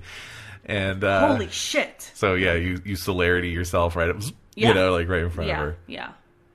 And she says, "Don't worry, I'm not here to hurt her." I look at Charlotte. Charlotte's looking at you quizzically, kind of nonplussed, but just, yeah. What are you doing here? She seems malicious. Oh, yes. Well, she says, "I've come for you." Me? Yes. Why? Tara wants to see you. I'm not interested. I'm busy with something right now. I can see her after this. Oh, well then by all means, take your time. I'll just be outside. And she just backs away through the wall again. I look at Charlotte. Charlotte looks back at you. Friend of yours? No, I barely know this person. She showed up in LA. I don't know who she is, but she seemed threatening. I remember her. I remember you know that her? face. Not really, no. But I remember that face. What is she? She's with the Clan Tremere. Do you know them? I've only recently heard about them. I'd be careful around her. She didn't like me very much at all. Why not? Well, old rivalries. What was your clan? It was more of a bloodline, actually. I don't get that. Yeah. What is that? I came from a very long line, much reduced and diminished these days. Descendants of one Saulot. Saulot? Yes. Well, I'm a game girl, if that means anything. Well, then you know a thing or two about clan rivalries. I do. Yes. Well, just watch yourself out there. And so at this, she moves back over to the bed and picks up that teal diary and offers it to you. Oh, are you sure? It's fine. Most of what's in there I wouldn't want just any old person reading anyway. Well, why are you entrusting it to me? You don't know me. It would make the most sense to you, as opposed to, say, my executor or one of the staff here who might pilfer my belongings as my A little paranoia. body lays cooling on the bed. So she says that? Yeah. Why did you come back to California? Oh, you know. Because, like, I'm looking at her picture of, like, her in front of that college. Oh, you know, New England winters aren't terribly commodious for one of my age. All right, so I help her back into the bed. Yeah. Oh, thank you, dear. You are sweet. I just kind of shrug. Oh. So she looks at the little clock. Uh-huh. You know, it's like one of those little desk clocks with, like, the radium in the, you know, kind of glowing a little bit, Yeah, you know. yeah. And she says, "Oh, I nearly forgot." And she picks up her remote and changes it over to ABC, where "Stranger on My Land," 1988, starring Tommy Lee Jones, Okay. is playing. You like movies? I love movies. What's your favorite movie? Oh gosh, I don't think I'll ever forget the time I saw Spartacus. All right. Your friend Consuela, do you think she might have answers for me? She might if you can find her. And then this other person, Luca, I can't trust her. No, not as far as you can throw her. All right. Well, I appreciate that. I'm like holding the book and gesture to her, like, thank you. I can bring it back. No need. So she reaches a hand out and puts it on yours. Okay. She says, "You're not as bad a person as you think, Aaron." I just kind of shake my head. I've done a lot of bad things. So have we all. All right. Thank you. She unmutes the TV. Yeah. It's my cue. Yep. So I walk away. Uh-huh. I go out the door. All right. I look around. Is Luca around? Absolutely. She's standing right outside the door She in, like, heard kind of everything. like guard position. Yeah, you she know. heard everything. All right. So I put the diary, like, in my, like, back pocket, Okay. you know. Yeah. And I'm like, why are you here? Like I said, and she has this appearance about her like she's insubstantial. Like you can she's like trans well, not transparent, but half. Yeah. You know, she has a 50% opacity. Okay. Yeah. And you can see she's still holding her hand in front of her, and there's like this little pocket mirror like you would have in a purse, and she's holding it in a way that the mirror is like reflecting her face. So she says, "I told you. Tara wants to see you. So come on." You work for Tara? I don't work for her. Well, then why are you doing her errands for She her? bid me to come get you. She's bidding you? Do you want to go or not? Well, I don't, but I'll meet you at the madhouse. Is that where she's at? Yes. All right, bye. So I leave. I walk away. All right. Okay. So you just hear like this kind of snorting guffaw, you Yeah. know. Okay. Yeah. So Right. I'm thinking about that diary. So I take it, I put it into the glove compartment of the Jeep, Okay. and I speed off All right. to the madhouse. The madhouse. Oh no! So I'm driving. I'm just thinking about everything Charlotte said. That basically, like I've forgotten who I truly am. Her friend Consuela. I've just I mislaid my soul, and I have guilt, and then I can't trust Luca. Yeah. And then what the fuck is a sowlot? Like, Yeah, I don't even fucking know. so I'm driving, I'm thinking, and I'm heading to this comedy club. Okay, so it's right in the Gaslamp district, San Diego. Okay. At 4th and F, baby. Okay. So, yeah. So I park. Okay. Yeah, there's like valet parking. You know, Is there like people milling around? there's people milling around. It's definitely a happening place. Okay. Can I tell that there's kindred around? You can make a perception plus awareness roll. Okay. Certainly. Perception, awareness, difficulty. 6.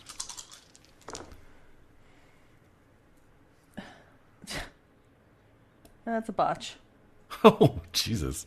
All right. Well, it is Saturday night. So there's a just a lot lot of of people. yeah. I mean, the sidewalks are packed. Right, I can't So tell. you are surrounded by all this like fresh meat, basically. Yeah. And it's just like, ooh, Yeah. the prime hunting ground. Yeah, you know? definitely. I can see why she would want to be here. Yeah, for sure. So I head into the club if I can. Okay, so Valley Park. Yeah. All right, so you hand over your keys. I hate that. Yep. So I get out of my vehicle All right. and I walk into the line heading Yeah. into the club. I mean, right now, let's see here. It's okay. So let's reestablish the time. Mm-hmm. You got to the retirement home about 9:30. Say you headed out around 10. Oh, I'd say 10:30. I think we were Even. talking for an hour. Okay, sure. Yeah.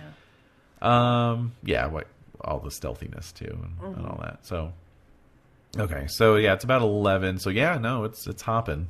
So yeah, you get in line, but it's not like Yeah, it's not a like big deal. Studio 54. or Right, no, anything. no. They're But just like in terms of. they're just checking IDs and stuff. So you have everything with you. Oh, yeah, yeah. yeah. Okay. Yeah, so you're waved in, and, Okay, so and head in. so yeah, you walk in. I have my sunglasses on. Yeah. Okay. All so in white. Yeah.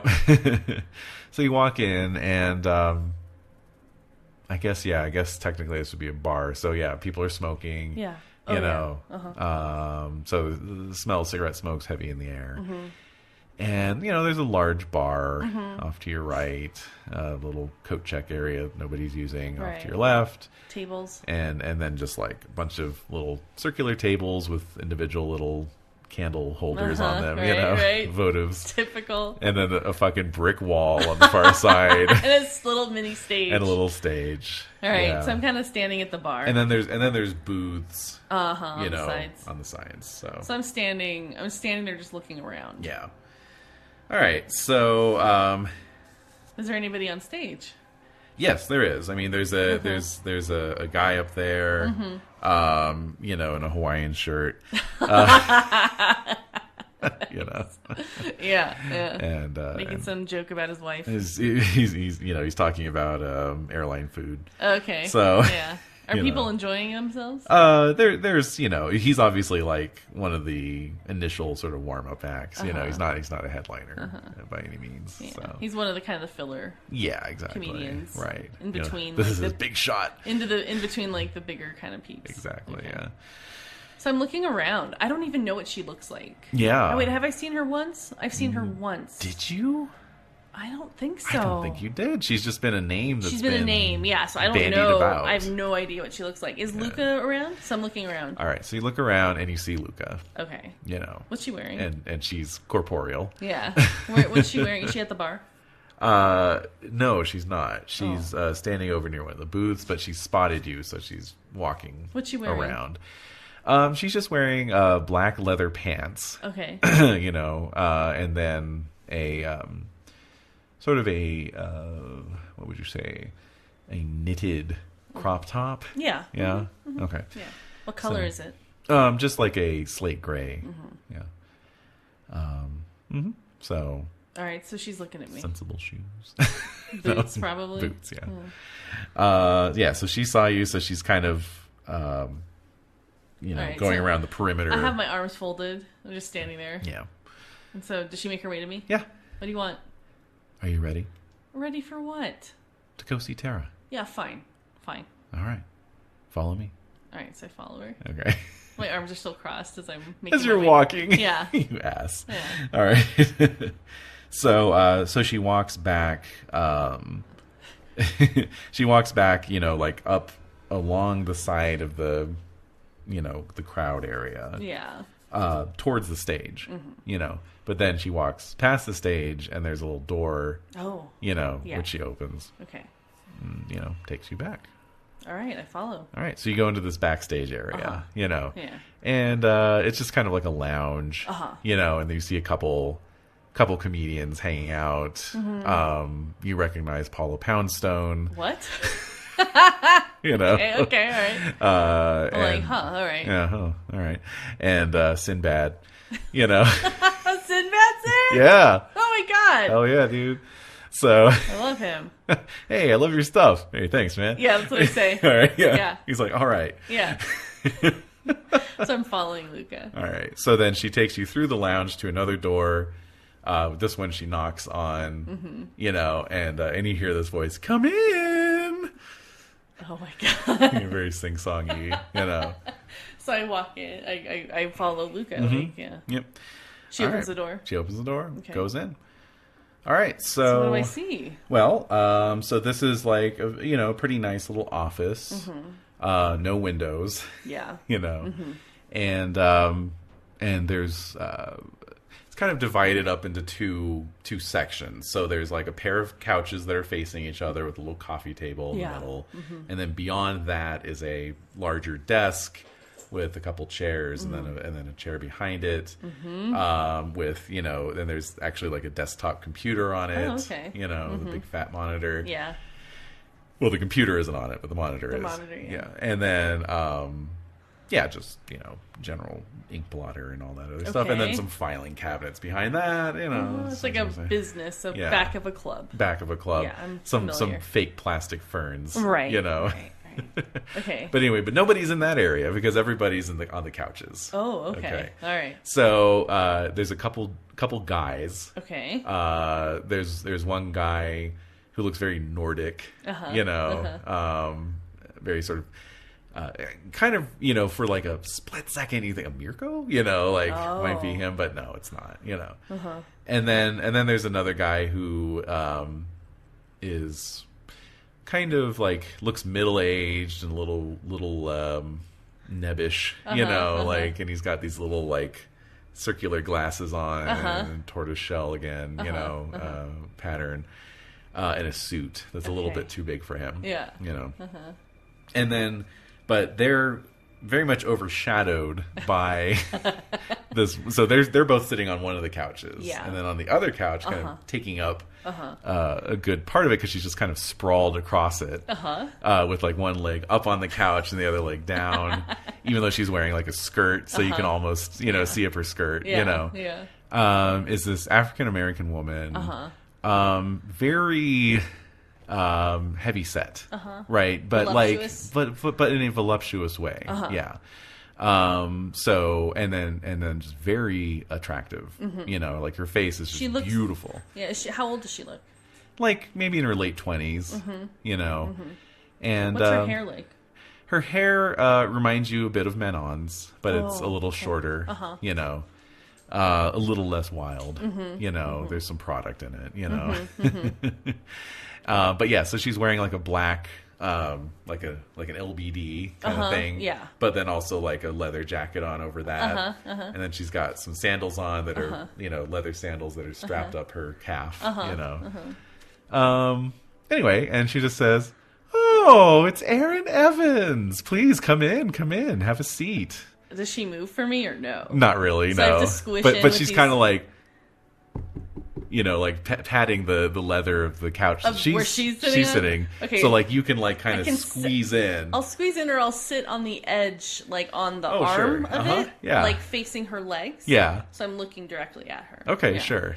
So I sit there. Yeah. I'm like, hi. I'm so happy to finally meet you. What a dream. Hi. I'm Tara, by the way. Yeah, I assume so. Okay. Well, I'm glad we could get that out of the way, the introductions. Luca, thank you so much for bringing him here. I look at Luca. She just kind of like, I just kind of squint at her. Yeah. And I look back at Tara. Yeah. So what brings you to my domain, Erin? Oh, I was just in town visiting. I was just visiting an old friend. An old friend, yes. I'm curious, Erin, what business you had with Miss, and then she kind of looks at a note, Miss Charlotte Winchester. What business is it of yours? I smile at her. Yeah. Well, Erin, I'm not sure if you heard, but I'm the Prince of San Diego. So everything that goes on in San Diego, if it's concerning Kindred, concerns me. Well, she's not Kindred, is she? No, but you are. Oh, right, yeah. Yes. I forgot. Yes, well, that's fine. I just stare at her. I know that you're used to getting by on your looks, Erin. I don't know what you're talking about. Oh, come on. You're handsome. Mr. Wade Bell. How's the new album coming? Slowly. Well. It'll be out soon. Oh, good. I look forward to listening to it. Oh, good. I didn't know you were into alt country. I'm into all kinds of music, Aaron. I'll listen to anything. Okay. Well, You don't know what I'm into.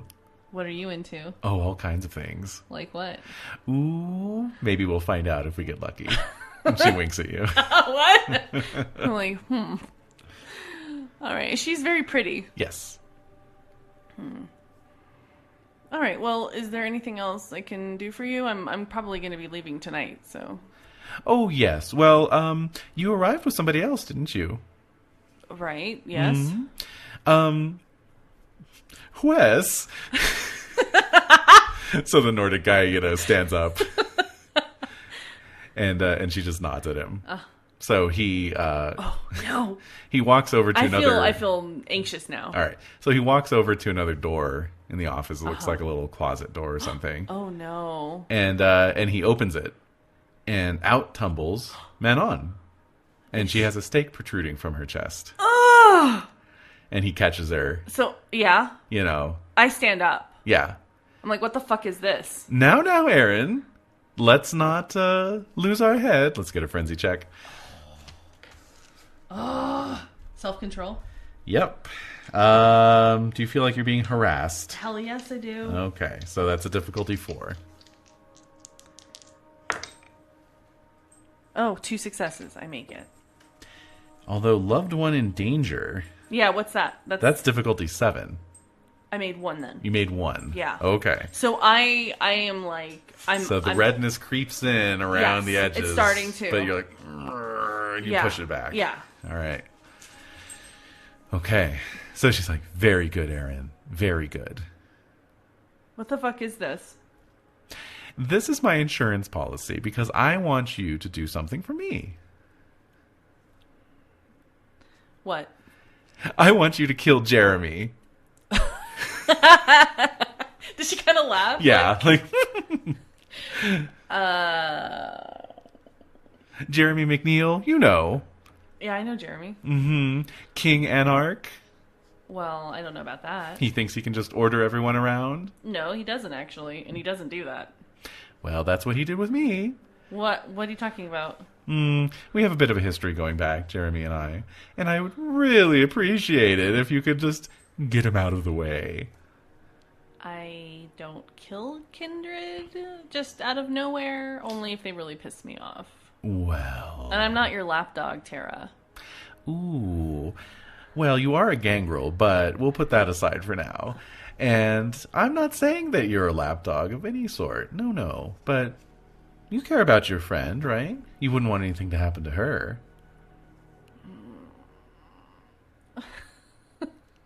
Listen, Aaron, there's other ways we could go about this, but I thought I'd actually give you a choice first. See, unlike some of the people in Los Angeles, I like to operate openly. I don't sneak around. What happened with you and Louie? Oh, well, that was a bit of a misunderstanding. Oh? He promised loyalty to me, and then he went back on his word. So if I ever get my hands on him, we're going to have some fun, Louie and I. Oh, God, this is terrifying. I'm just going to eat him alive. And you can see I've got an appetite, Aaron. Oh, my God. So I'm, like, staring at Manon. I'm looking back at Tara. I promise you we'll give you your friend back unharmed if you do what I ask. I don't believe you. Why should I believe you? If you don't, we're going to rip her head off. So you don't really have a choice. You could rip her head off anyway after I killed Jeremy. We could have ripped her head off an hour ago when we staked her. Exactly. We didn't. Why should I believe you? You have no reason to believe me, Aaron. Honestly.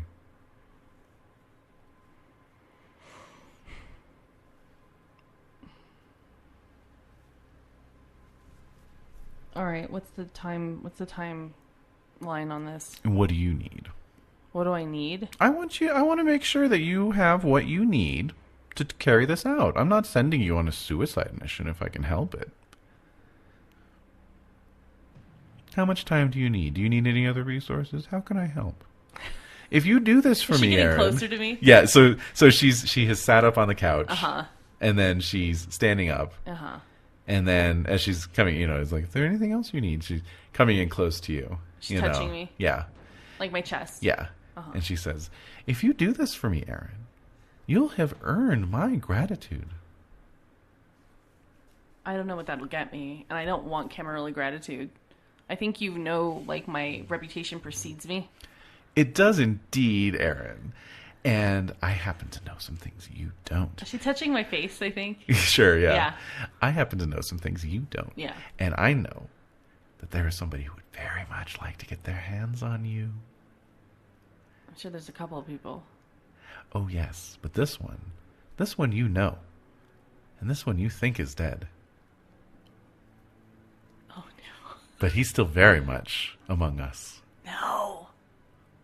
And so I fall for that. I mean, Yeah. I'm like believing her. And I could put in a good word with him and make all those problems disappear. Is it Cock Robin? Oh, Aaron, I heard you were a big old dummy, but you're smarter than that, aren't you? Maybe. Well, we won't confirm or deny, finger to the nose, any rumors of premature final deaths. So that night all comes back to me. Like, how could he still be alive? And I literally ripped his head off. I ripped his head off, and I went through, 30 stories falling onto the street, I'll fall in that car in Vegas. So that it all comes back to me really quick, and then I just look at her, and I'm like, sure. Fine, I'll do it. So how much time do you need, Aaron? Give me a month.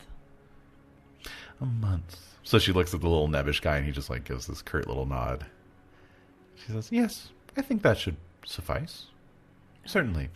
So let's see here. And so she heads over to the desk, and she looks at her ink blotter and runs her finger with these perfectly manicured nails. They're blood red. Yeah, I'm picturing her just gliding Oh yeah, ooh, then runs her finger along the calendar, and she says, okay, well today is the 8th, so why don't we give this till Sunday a month from now, which would be July 7th. 7-7. I like the sound of that. What do you think, Aaron? Sure. Very good. Okay, well, if I haven't heard from you by the 7th of July, we'll go ahead and just kill Manon and then come for you. Sure. Okay, then. Well, is there anything else you need? No.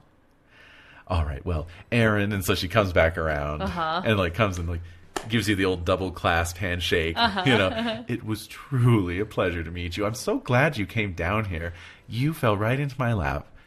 Earlier this week, I was saying to myself, now what am I going to do about Jeremy McNeil?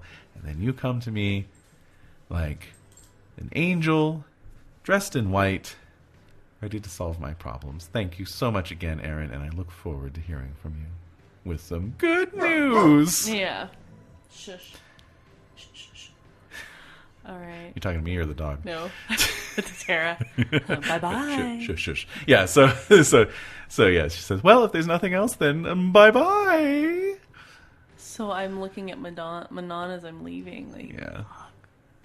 Yeah, so this West fellow is stuffing her back in the closet. Oh, no. I know what that's like. It's horrible.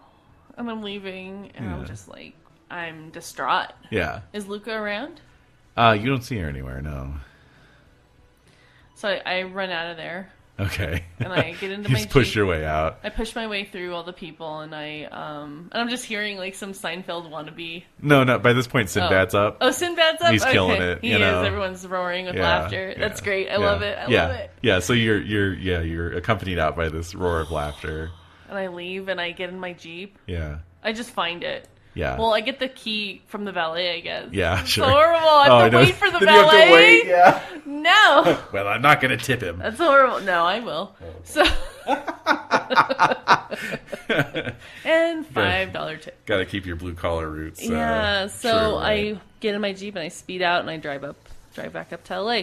So by this time it's probably midnight. Yeah. So I'm gonna head back up to LA. Okay. And I'm cursing. Okay. I am cursing. Yeah. I don't have my bag or whatever I brought with me. I barely brought anything with me, so whatever. Fuck. So I'm just cursing and raging out beside myself. And I'm heading right to Taste. Okay, so you pull up outside Taste of LA at about 3 a.m. I'm looking around. I head in. Okay, I think. Saturday night, so I think there's some live music going. But yeah, no, you park, you head in. If Rose and Amethyst are there, I am going to throw your Anarchs Unbound GM screen. What? And throw it out the fucking window. Oh, man. Oh my god. All right, so let's see here. All right. Do the crossfade since you like that so much. Okay, so There's a band playing? There's a band playing. All right. Okay. Okay. Okay. So I'm looking around. Yep. All right. Who's there? All right. So, yeah, it is a Saturday night, so there's a good selection of people. So let me get a list in front of me here as we talk about that. All right. So it's crowded. It is crowded. It is crowded. There's a lot of like young punk, anarchs here. Oh, cool. Oh, well, guess what? including some faces that are definitely new. Like recently embraced, and like they're just fucking loving it. They got this look on their face, like, "This is so cool. I'm at a vampire club." Yeah, I'm a vampire. I'm a vampire, and I'm at a vampire club. Right. I love it. Just kind of scoffing to myself. Yeah. Like, what the fuck? Yeah. It's like, it's not stopping. Like, Jeremy told them to stop fucking turning people. Like, this is out of control. Yeah. So I'm looking around. Okay. Allison is there. Who else? Should have a little random table or something. Yeah. Let's see here. So Allison, Crispus is there. I'm gonna go to Crispus. Gloria Martinez is Fuck there. Gloria. I'm going to. Jesus Ramirez is there with Salvador. Okay, Salvador. Smiling Jack is there. Smiling Jack? Yep, he's back in town, everybody. Oh my god. Okay, so I'm gonna go to. So who's sitting with whom? So Crispus and Salvador and Jesus are all sitting together. Okay, I'm going to that. Gloria is there with her little pack, her, what is she, Whittier, her Whittier pack. Yeah. Let's see, Allison is there with her, Anaheim pack, Okay. So yeah, it's mostly just the people with their like, crews. Retainers, their crews, yeah. So I'm going to the Salvador table. Okay, sure. So I'm standing and I'm seeing them all. Yeah. What are they talking about? And then Smiling Jack's up at the bar, talking up with the Gold Farbs. Yeah. Catching up. Yeah. Oh, so what are they? What are they talking about? It seems like they were just hanging out. Okay. Listening to the music. So I'm standing at the head of the table. Yeah, like so they're in a booth, right?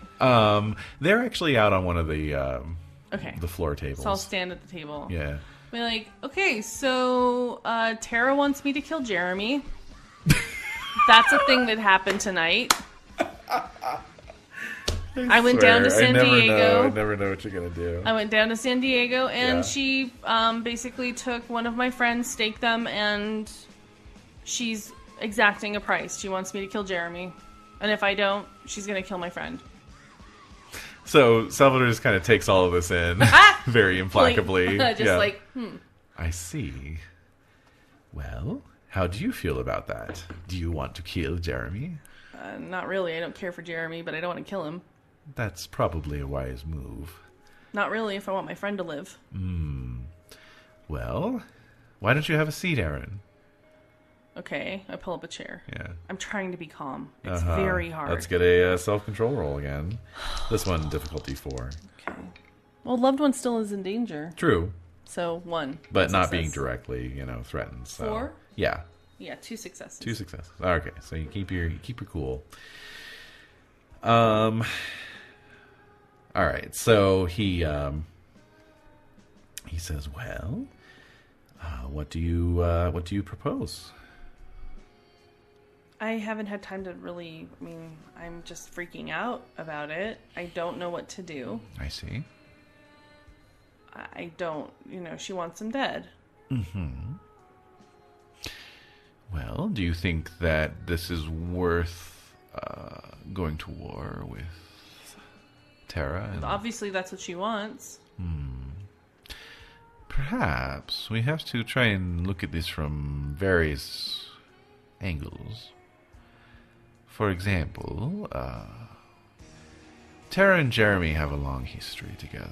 That's what she said. She's scared of him. Oh, is she? To be honest, yes.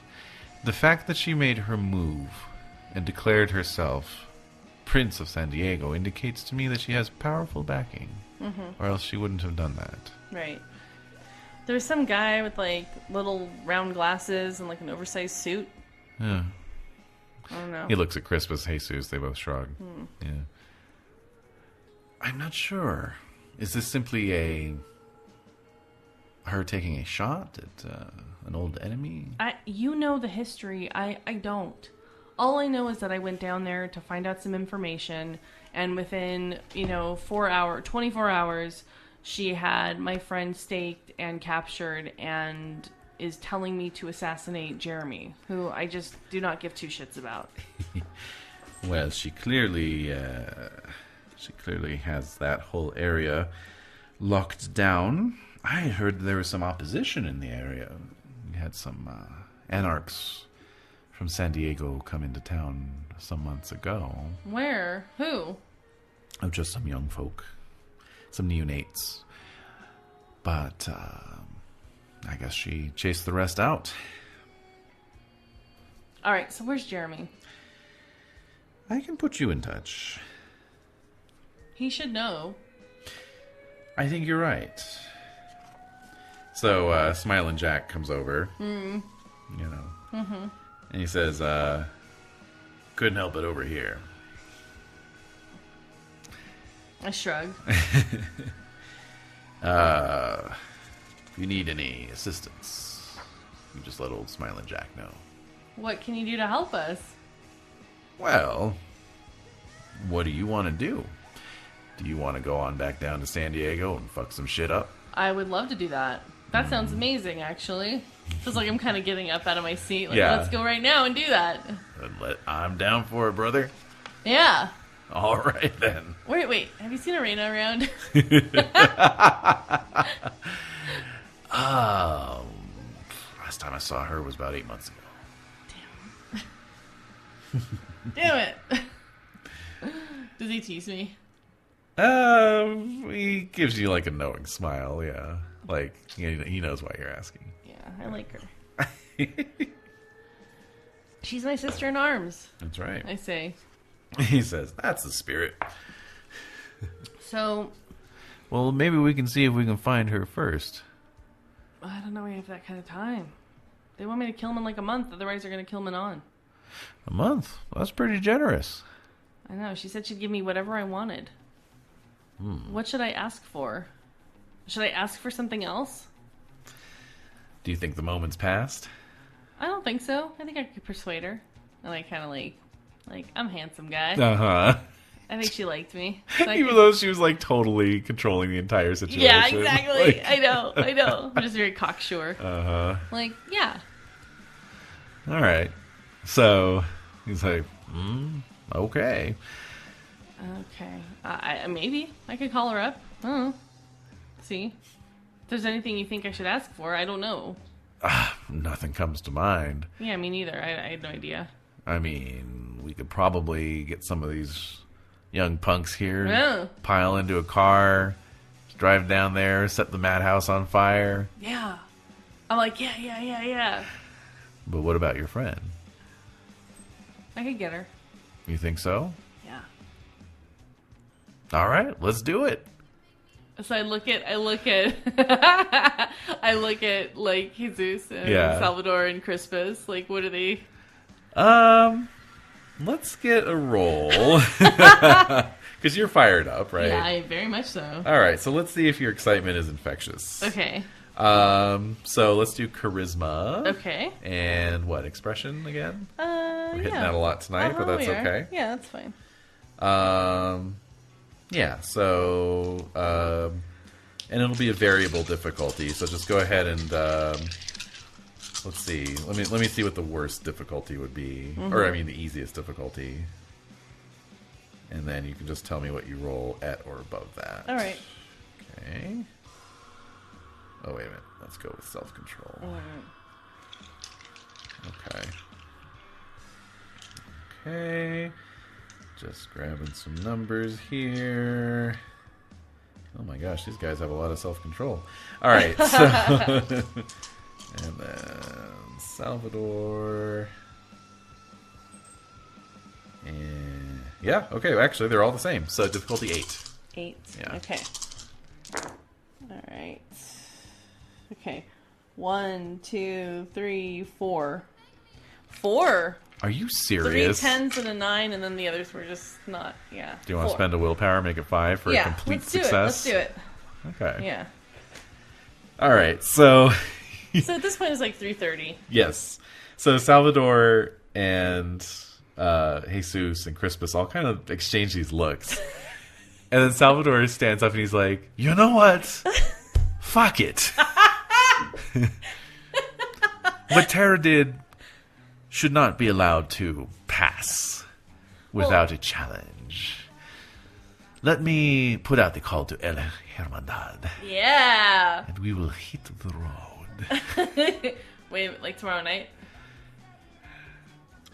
You got 5 successes, so everyone is fired up. And so it's 3:30. Yeah. So let's It's see what the 5:30. sunrise... It's like 5:45 or something. Hold on.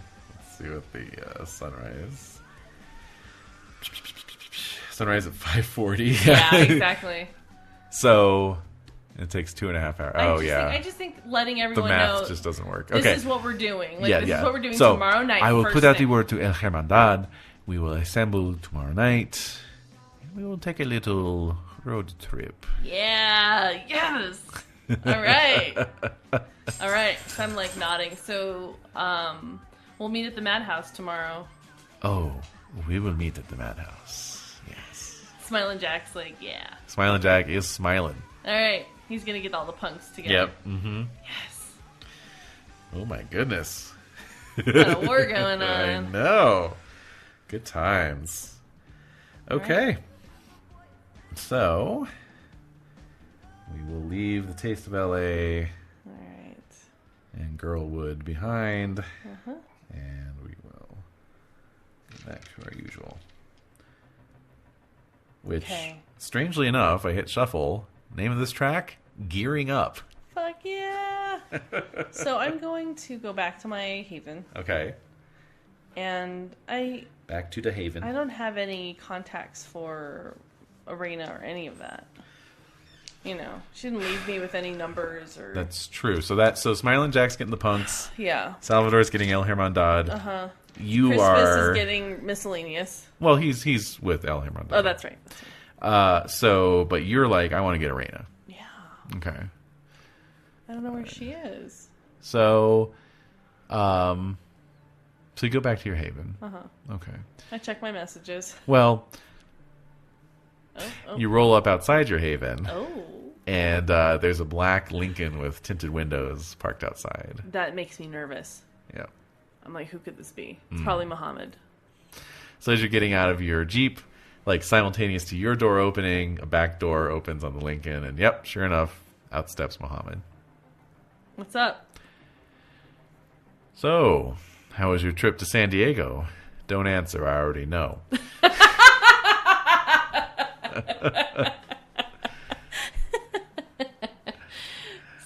So he I forget who we cast as Muhammad. Was it Mishashara? Yes. Okay. Okay. Yeah. So he walks over Uh-huh. and he puts a hand, feels very powerful, Very strong. He puts it on your bicep. No. He says, Aaron, what the fuck are you doing? Look. You're about to start a war. I don't give a fuck. I don't care. I am not opposed to a war. However, this is not the time. You are going to mess up my plans. Well, and then he looks very earnest. His eyes actually get a little red. Light. Look. If you had kept me in the know... Don't tell me how to manage my affairs, Aaron. Okay, I won't. But... Look, I can't. I need to live my own fucking life. And I hate the constraints that you have me under. If I had known that this was a bad time, I wouldn't have gone down there. But I did. And so it's happening. And it's going to happen tomorrow. It's going down. Yeah, I know. So he's kind of, like you're right on the you're right on the ocean. Mm-hmm. You hear the waves crashing. You know, he turns, he looks out at the ocean, he goes, "Salvador's going." Yeah. Jesus. Yeah. The whole crew. Yeah, all of them are going. You know what? What? Well, God works in mysterious ways. What? Oh, it's making me think about him spending time with the priest, the Queen of Angels. Yeah. Okay. So he says, yeah, I wish you the best of luck, Aaron. And he pats you on the... Can I do an intelligence or perception plus empathy? Yep. Difficulty 8, baby. Oh. Wait, Muhammad's my mentor. Yeah. Oh, I thought Manon was. I couldn't read my writing. No, it's Muhammad. Can I add 2? Or reduce the difficulty by 2? I know him. I've been around him.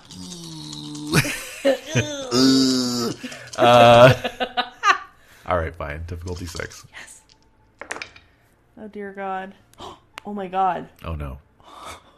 This 4. This is making up for last time. 4 successes. When you couldn't roll for shit. I know, 4 successes. Wow. So I'm looking at him and I'm like... You've seen this look on his face before. Yes. He is going to do something very naughty indeed. Yeah. He's got this little smile on his face that he only gets when he's about to, like, spring some kind of trap. Yeah. So, coup d'etat. A coup d'etat. So I'll say... If you think this is the time to put Louis back in place... And to destabilize. No. To destabilize. Aaron. I know you and Salvador are working against each other actively. I know this. I've seen it. I've experienced it firsthand. I saw him I heard words come out of his mouth to undermine you, and I've known that you're doing things to undermine him.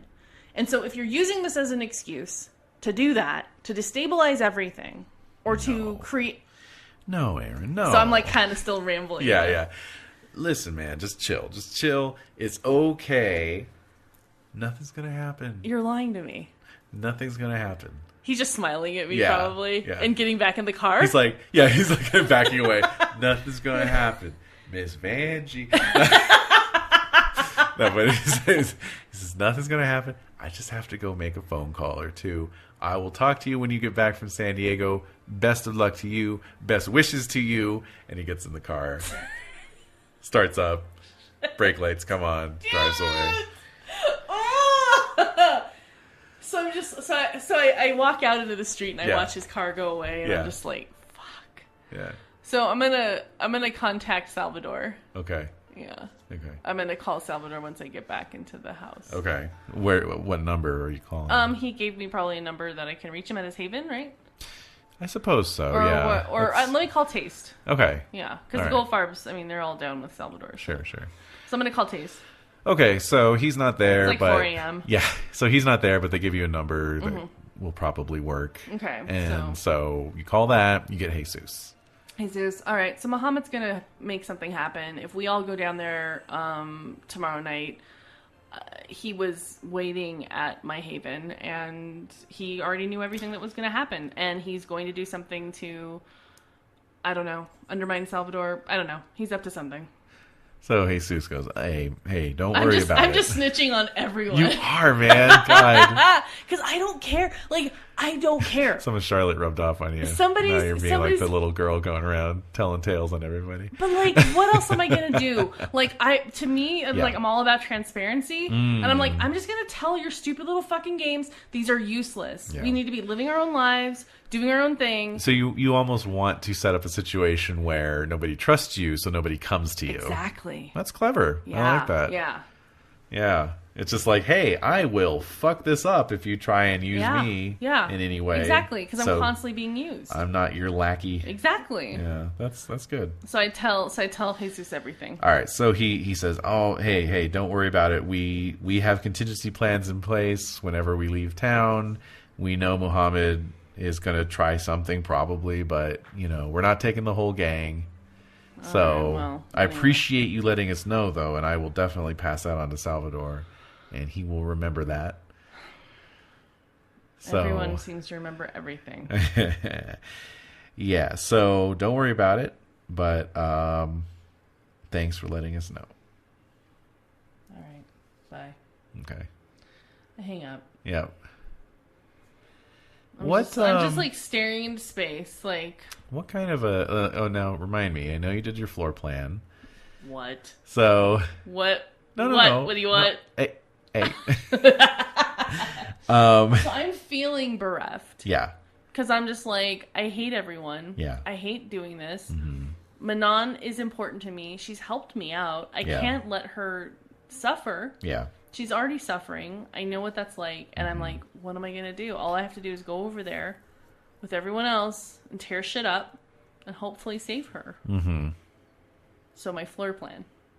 Actually, so you're on the vampire side. Mm-hmm. We explained that, right? Yes, okay. There's a vampire side. No windows. There's a phone, though, in like the little hall. Do you have an intercom system? I think, yeah. Okay. Yeah, that would work. Uh-huh. All right, so the intercom buzzes, and it's Derek. What up? Hey, man. He sounds kind of like... It's like 4 a.m. Yeah, he's like either super tired or maybe wasted, And he's just like, hey, been waiting for you to come back. What's going on? Come over and say hey. Are you okay? Yeah, man, I've never been better in my life. I'm just like, fuck. I'll be right up. Okay. So I head out. Mm-hmm. My limbs are starting to feel heavy. A little bit. Yeah, not a lot, but a little. Still got about an hour. Yeah, but I'm still walking up the steps. And I'm just like feeling like, oh god. So it's a little harder to get up the steps. Yes. So I walk into the human side. Okay. So you come in to the human side, and there's like the entry hall, right? There's the entry hall that goes right into the kitchen, and then that curves into the like little entertainment area. Right. And then there's a little hallway that has his bedroom and a bathroom. Okay, so that's all on the ground floor. No, it's on the top floor, the second floor. Oh, so you have to like come in and then walk up some stairs. Mm-hmm. All right, what happens when you walk in immediately? Like, what's in the front? It's just like a foyer with stairs going up to the human side. Okay, so you walk into the foyer and you can see. Well, first of all, you smell like pot smoke and beer. Okay, that's normal. Yeah, well, to a larger extent. It's just a lot. Maybe he had a party. Yeah, it seems party like. Okay. You see somebody's jacket hanging on the banister of the stairs. Mm-hmm. So you head up the stairs. So you get up top, and what are you gonna do to me? and so you can see somebody is like kind of just passed out on the floor near the kitchen. There's do they look like they're alive? Or? Well. There's the smell of Jiffy Pop in the air. Is there pizza boxes? There's empty pizza boxes. Yeah, okay, it's just a mess. Yeah. Okay. So the person is like totally like arms at their sides, just like lying. Their head was turned. Head turned. Yeah. Somebody probably turned their head. Probably. Yeah. So I'm gonna feel their pulse. All right. You reach down, and as you come down towards the person, you smell blood, but you don't see any blood. I feel their pulse. It's very weak. I'm going to cut my wrist. Okay. I'm going to drip some blood in their mouth. Okay. Yeah. All right. All right, so that stirs them. Okay. You know, Is it male, female? It's a man. He's just wearing boxers. Is it Mike Cheruto? It may very well be Mike Cheruto. So I'm gonna slap his face, like, "Hey, get up." So his eyelids kind of flutter. He's like, "What? What's wrong with you? What's going on? What's going on?" Just partied too hard, man. Okay, I'm gonna move him over to one of the couches. All right, so so this was all in the kitchen. Yes.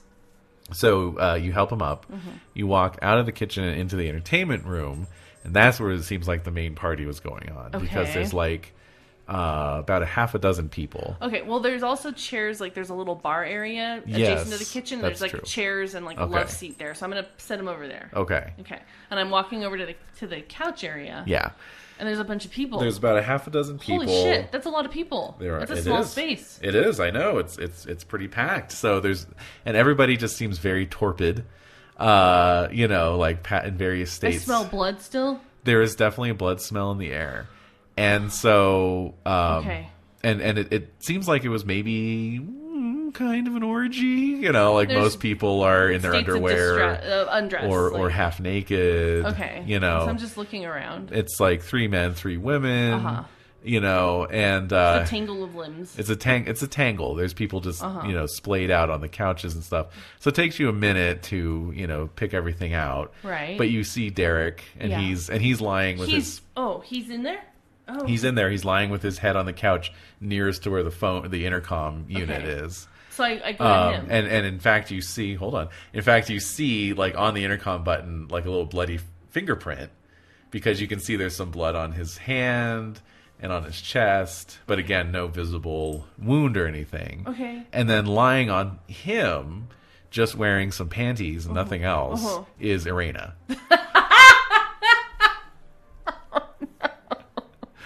Is she awake?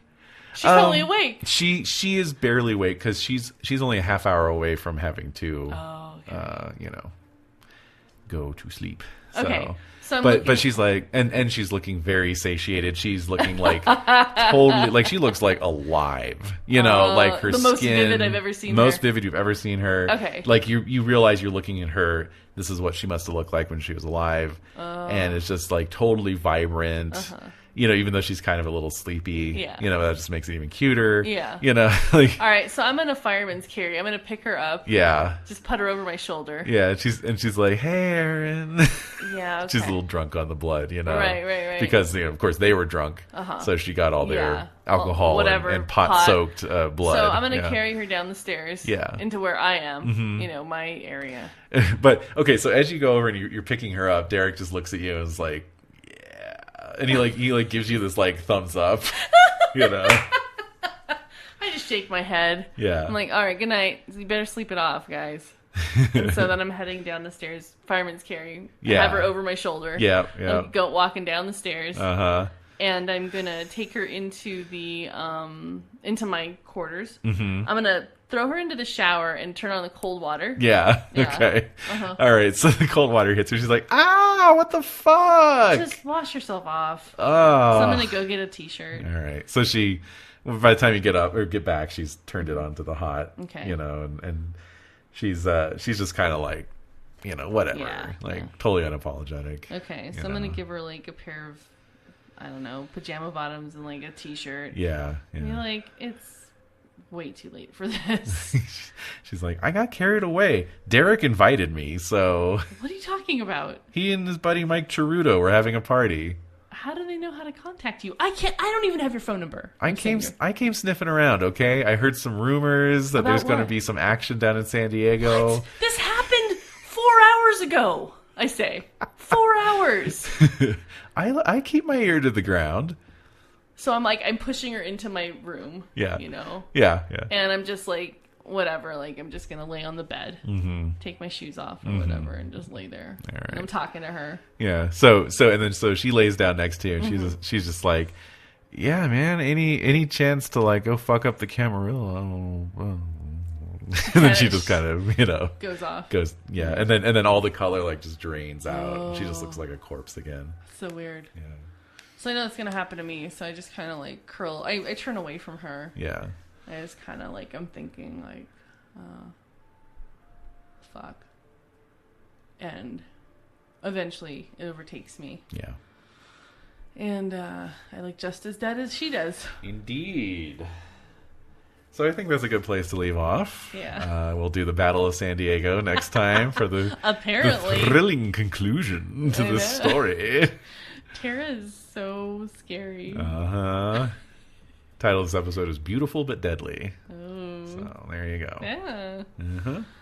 And we're modeling Tara off of Nicole Byer. Yes, in case I threw in the West reference for anybody who watches Nailed It. Nailed It, or her podcast, Why Won't You Date Me? Also excellent. Amazing. And Escandalosa Mucha. Yeah, and also her comedy special on Comedians of the World, right? On Netflix, too. Also muy escandalosa. So good, but I think her episode is number 3. She works blue. Hardcore blue. And she, I think it's episode 3 Yeah. on Comedians of the World on Netflix. So Yeah. she's amazing and ridiculous. So she's so good.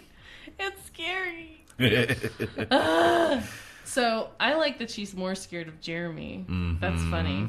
Yeah. I don't think Aaron would even think, like, it's because she's scared of him. Yeah. It's not a power play. And It's who's like- alive? That I thought was dead, and maybe she's lying, but Yeah. she knows. Like she's using your fear of Cock Robin to, Oh to God, scare who wouldn't you. be scared of Cock Robin? But yeah, you have killed a few, so it doesn't narrow it down. No, I'm like, which one? Like, Yeah. like you're gonna have your to be more girlfriend. specific. Yeah, exactly.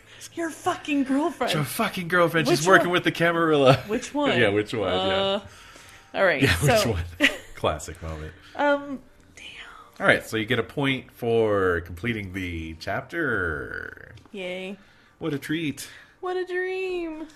And then you Okay. are going to tell me what you learned. Well, I was kind of telling you everything. Yeah, you kind of did. I But just is there did. anything you want to add? Well, Charlotte Winchester. I'm not quite sure I have that diary in my glove compartment. You have the diary. You do. I think I ran out. It's to still my in your Jeep. glove compartment. I ran out to my Jeep. You think so? I took it. Yeah. Okay. I ran out to my Jeep. Right before I was about to drift off. I'm like, the diary. So I'm gonna run to my car. yeah. I'm like slowly running. Yeah. Like it's really weird. The the eastern sky is just starting to turn silver. And it's painful. Yeah. But It's a little uncomfortable. it's a little uncomfortable. Yeah. So I'm gonna grab the diary out of Yeah. the glove compartment, close the door, lock it, and then very slowly run back to Yeah. my, which is facing the street. Uh-huh. And I'm gonna get back into my haven, and I'm gonna put it in the nightstand, and make sure I remember to look at it. Okay. So I have this diary. Yep. I know I can't trust Luca for shit. Which is Did you ever think you could? No, but now it's been confirmed. Yes. Excuse me. Yeah. Kill Jeremy. So, yeah, that's what I learned. Okay. Good. And I learned I can still inspire people, which You is maybe can. getting me more in touch with my visionary side. Yeah. And I'm learning ways to manipulate them and be like, I'm just going to tell everybody everything. I love that. I It's don't brilliant. give a fuck. Yeah. Just make yourself the pariah. Exactly. then And that nobody way will talk with me. Yeah. Just leave me alone. Leave me alone to die. All right, Don't cool. look at me. So you get, Yeah. get a point for that. Okay. Point for role playing. Great.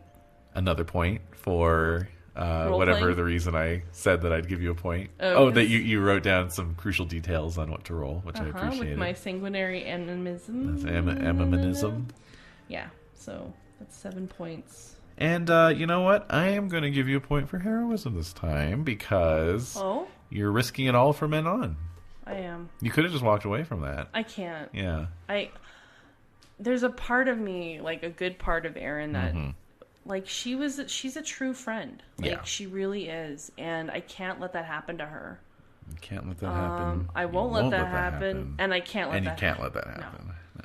So thank you. Mm-hmm. Heroism. Plus I interposed between Charlotte and Luca too. I don't even know Charlotte. Did. So That was very heroic. That was like your immediate reaction. Yeah. So I think she was inspiring me, like reminding me like you can be something else besides what you currently feel. yeah, like you don't have to be a victim of this, of your past decisions. Like Right. you can change that anytime you want, Right. basically. So Tightrope walker concept is, I think, still holding steady.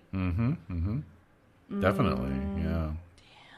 Okay, so I have 8 points. 8 points. Anything anything you want to spend that I on? think I can. I really don't think there's anything. No. I can't afford anything. Okay. Unfortunately. Yeah, no, that's fine. Unless... Oh, I'd have to spend 14, I think. Okay, so for my potence and necromancy and celerity, I have 1 dot in each. I'd have to... Those are times 7. So does that mean I just spend 7 points to get 2, or I have to spend 14? 7. 7? It's times your current rating. Ooh. I think I'm going to add my celerity. Nice. Yeah, absolutely. You've definitely used it, so... Yeah, I'm going to do 2 in celerity. Yeah, get ready for that. Yeah. For some fighting. Exactly. Okay, cool. So I'm going to need to feed, though, before I head out. Definitely. Yeah. Maybe I'll just... oh, no, they'll probably be gone before I... What's that? I just was thinking about all the party people who... who arena drained. And I could probably call my herd to me and they'll give me Yes, that's absolutely. But I'm going to need... Plus you're back in your domain now, so. I'm going to need 9 points. Jeez. Okay. Well, I'm going to need 11 points, actually. No. I'm going to need 10 points. Yeah. Yeah. Because I lost a blood point from sleep. Right. So. Yeah, I'm going to need 10... So I need at least 5 people to feed from. Wow. Okay. Let's see. Let me write this down. Feed approximately 5 people before Battle of SD. She's going down. Okay. I don't care about Jeremy. I just want to save my friend. All right. And honestly, I just don't care. Like all these politics, all these machinations. Yeah. I'm just trying to subvert it. Yeah. Because I just don't want to have any part of it. Yeah. And okay. Yeah. All so right. I think we'll see how that goes. We will. There's only so far I can take that. Before I get like exiled, probably. Yeah, that's the downside of that strategy. Is you're definitely testing people's patience, and when you're dealing with vampires, it's not always a polite, asking you to leave. No. You might just be like, fine, if you're gonna be that way, I'm just gonna fucking kill you. Exactly. I'm gonna rip your head off. Yeah. How about that? Blood hunt. Blood hunt. Like we're sick of Aaron. Blood hunt. Blood Yeah. hunt. Yeah. You don't want to push I it can too picture far. Tara saying that. Oh yeah, exactly. Blood hunt. Blood hunt. Yeah. Lovely. Oh, poor Aaron. I mean, he's a vampire, so he's bad. Yeah. He's a monster. So why don't we just play it like would that? Would you stop? Yeah. Why have any sort of nuance? He's just a fucking monster. All right. Actually, he's the buddy of a couple people who listen to this show. So he is the buddy. All right. Well, until next time. Oh, that's me right now. That is. I'm a rainbow in the dark. You are. All right. So yes, until next time, when we'll wrap up the story. Well, story 1. Story 1. All right. No, it always brings me down. Yeah. All right. 'Cause it's free.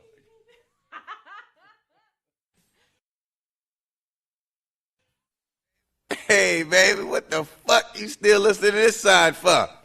You can turn the shit over now. Listen, number 1. That's the shit to me. Troy think number 2 is the shit. No one can do it better. That's a true statement, but I don't give a fuck. Number 1 is the shit. Listen to that one. Turn it over. Turn the shit over, motherfucker.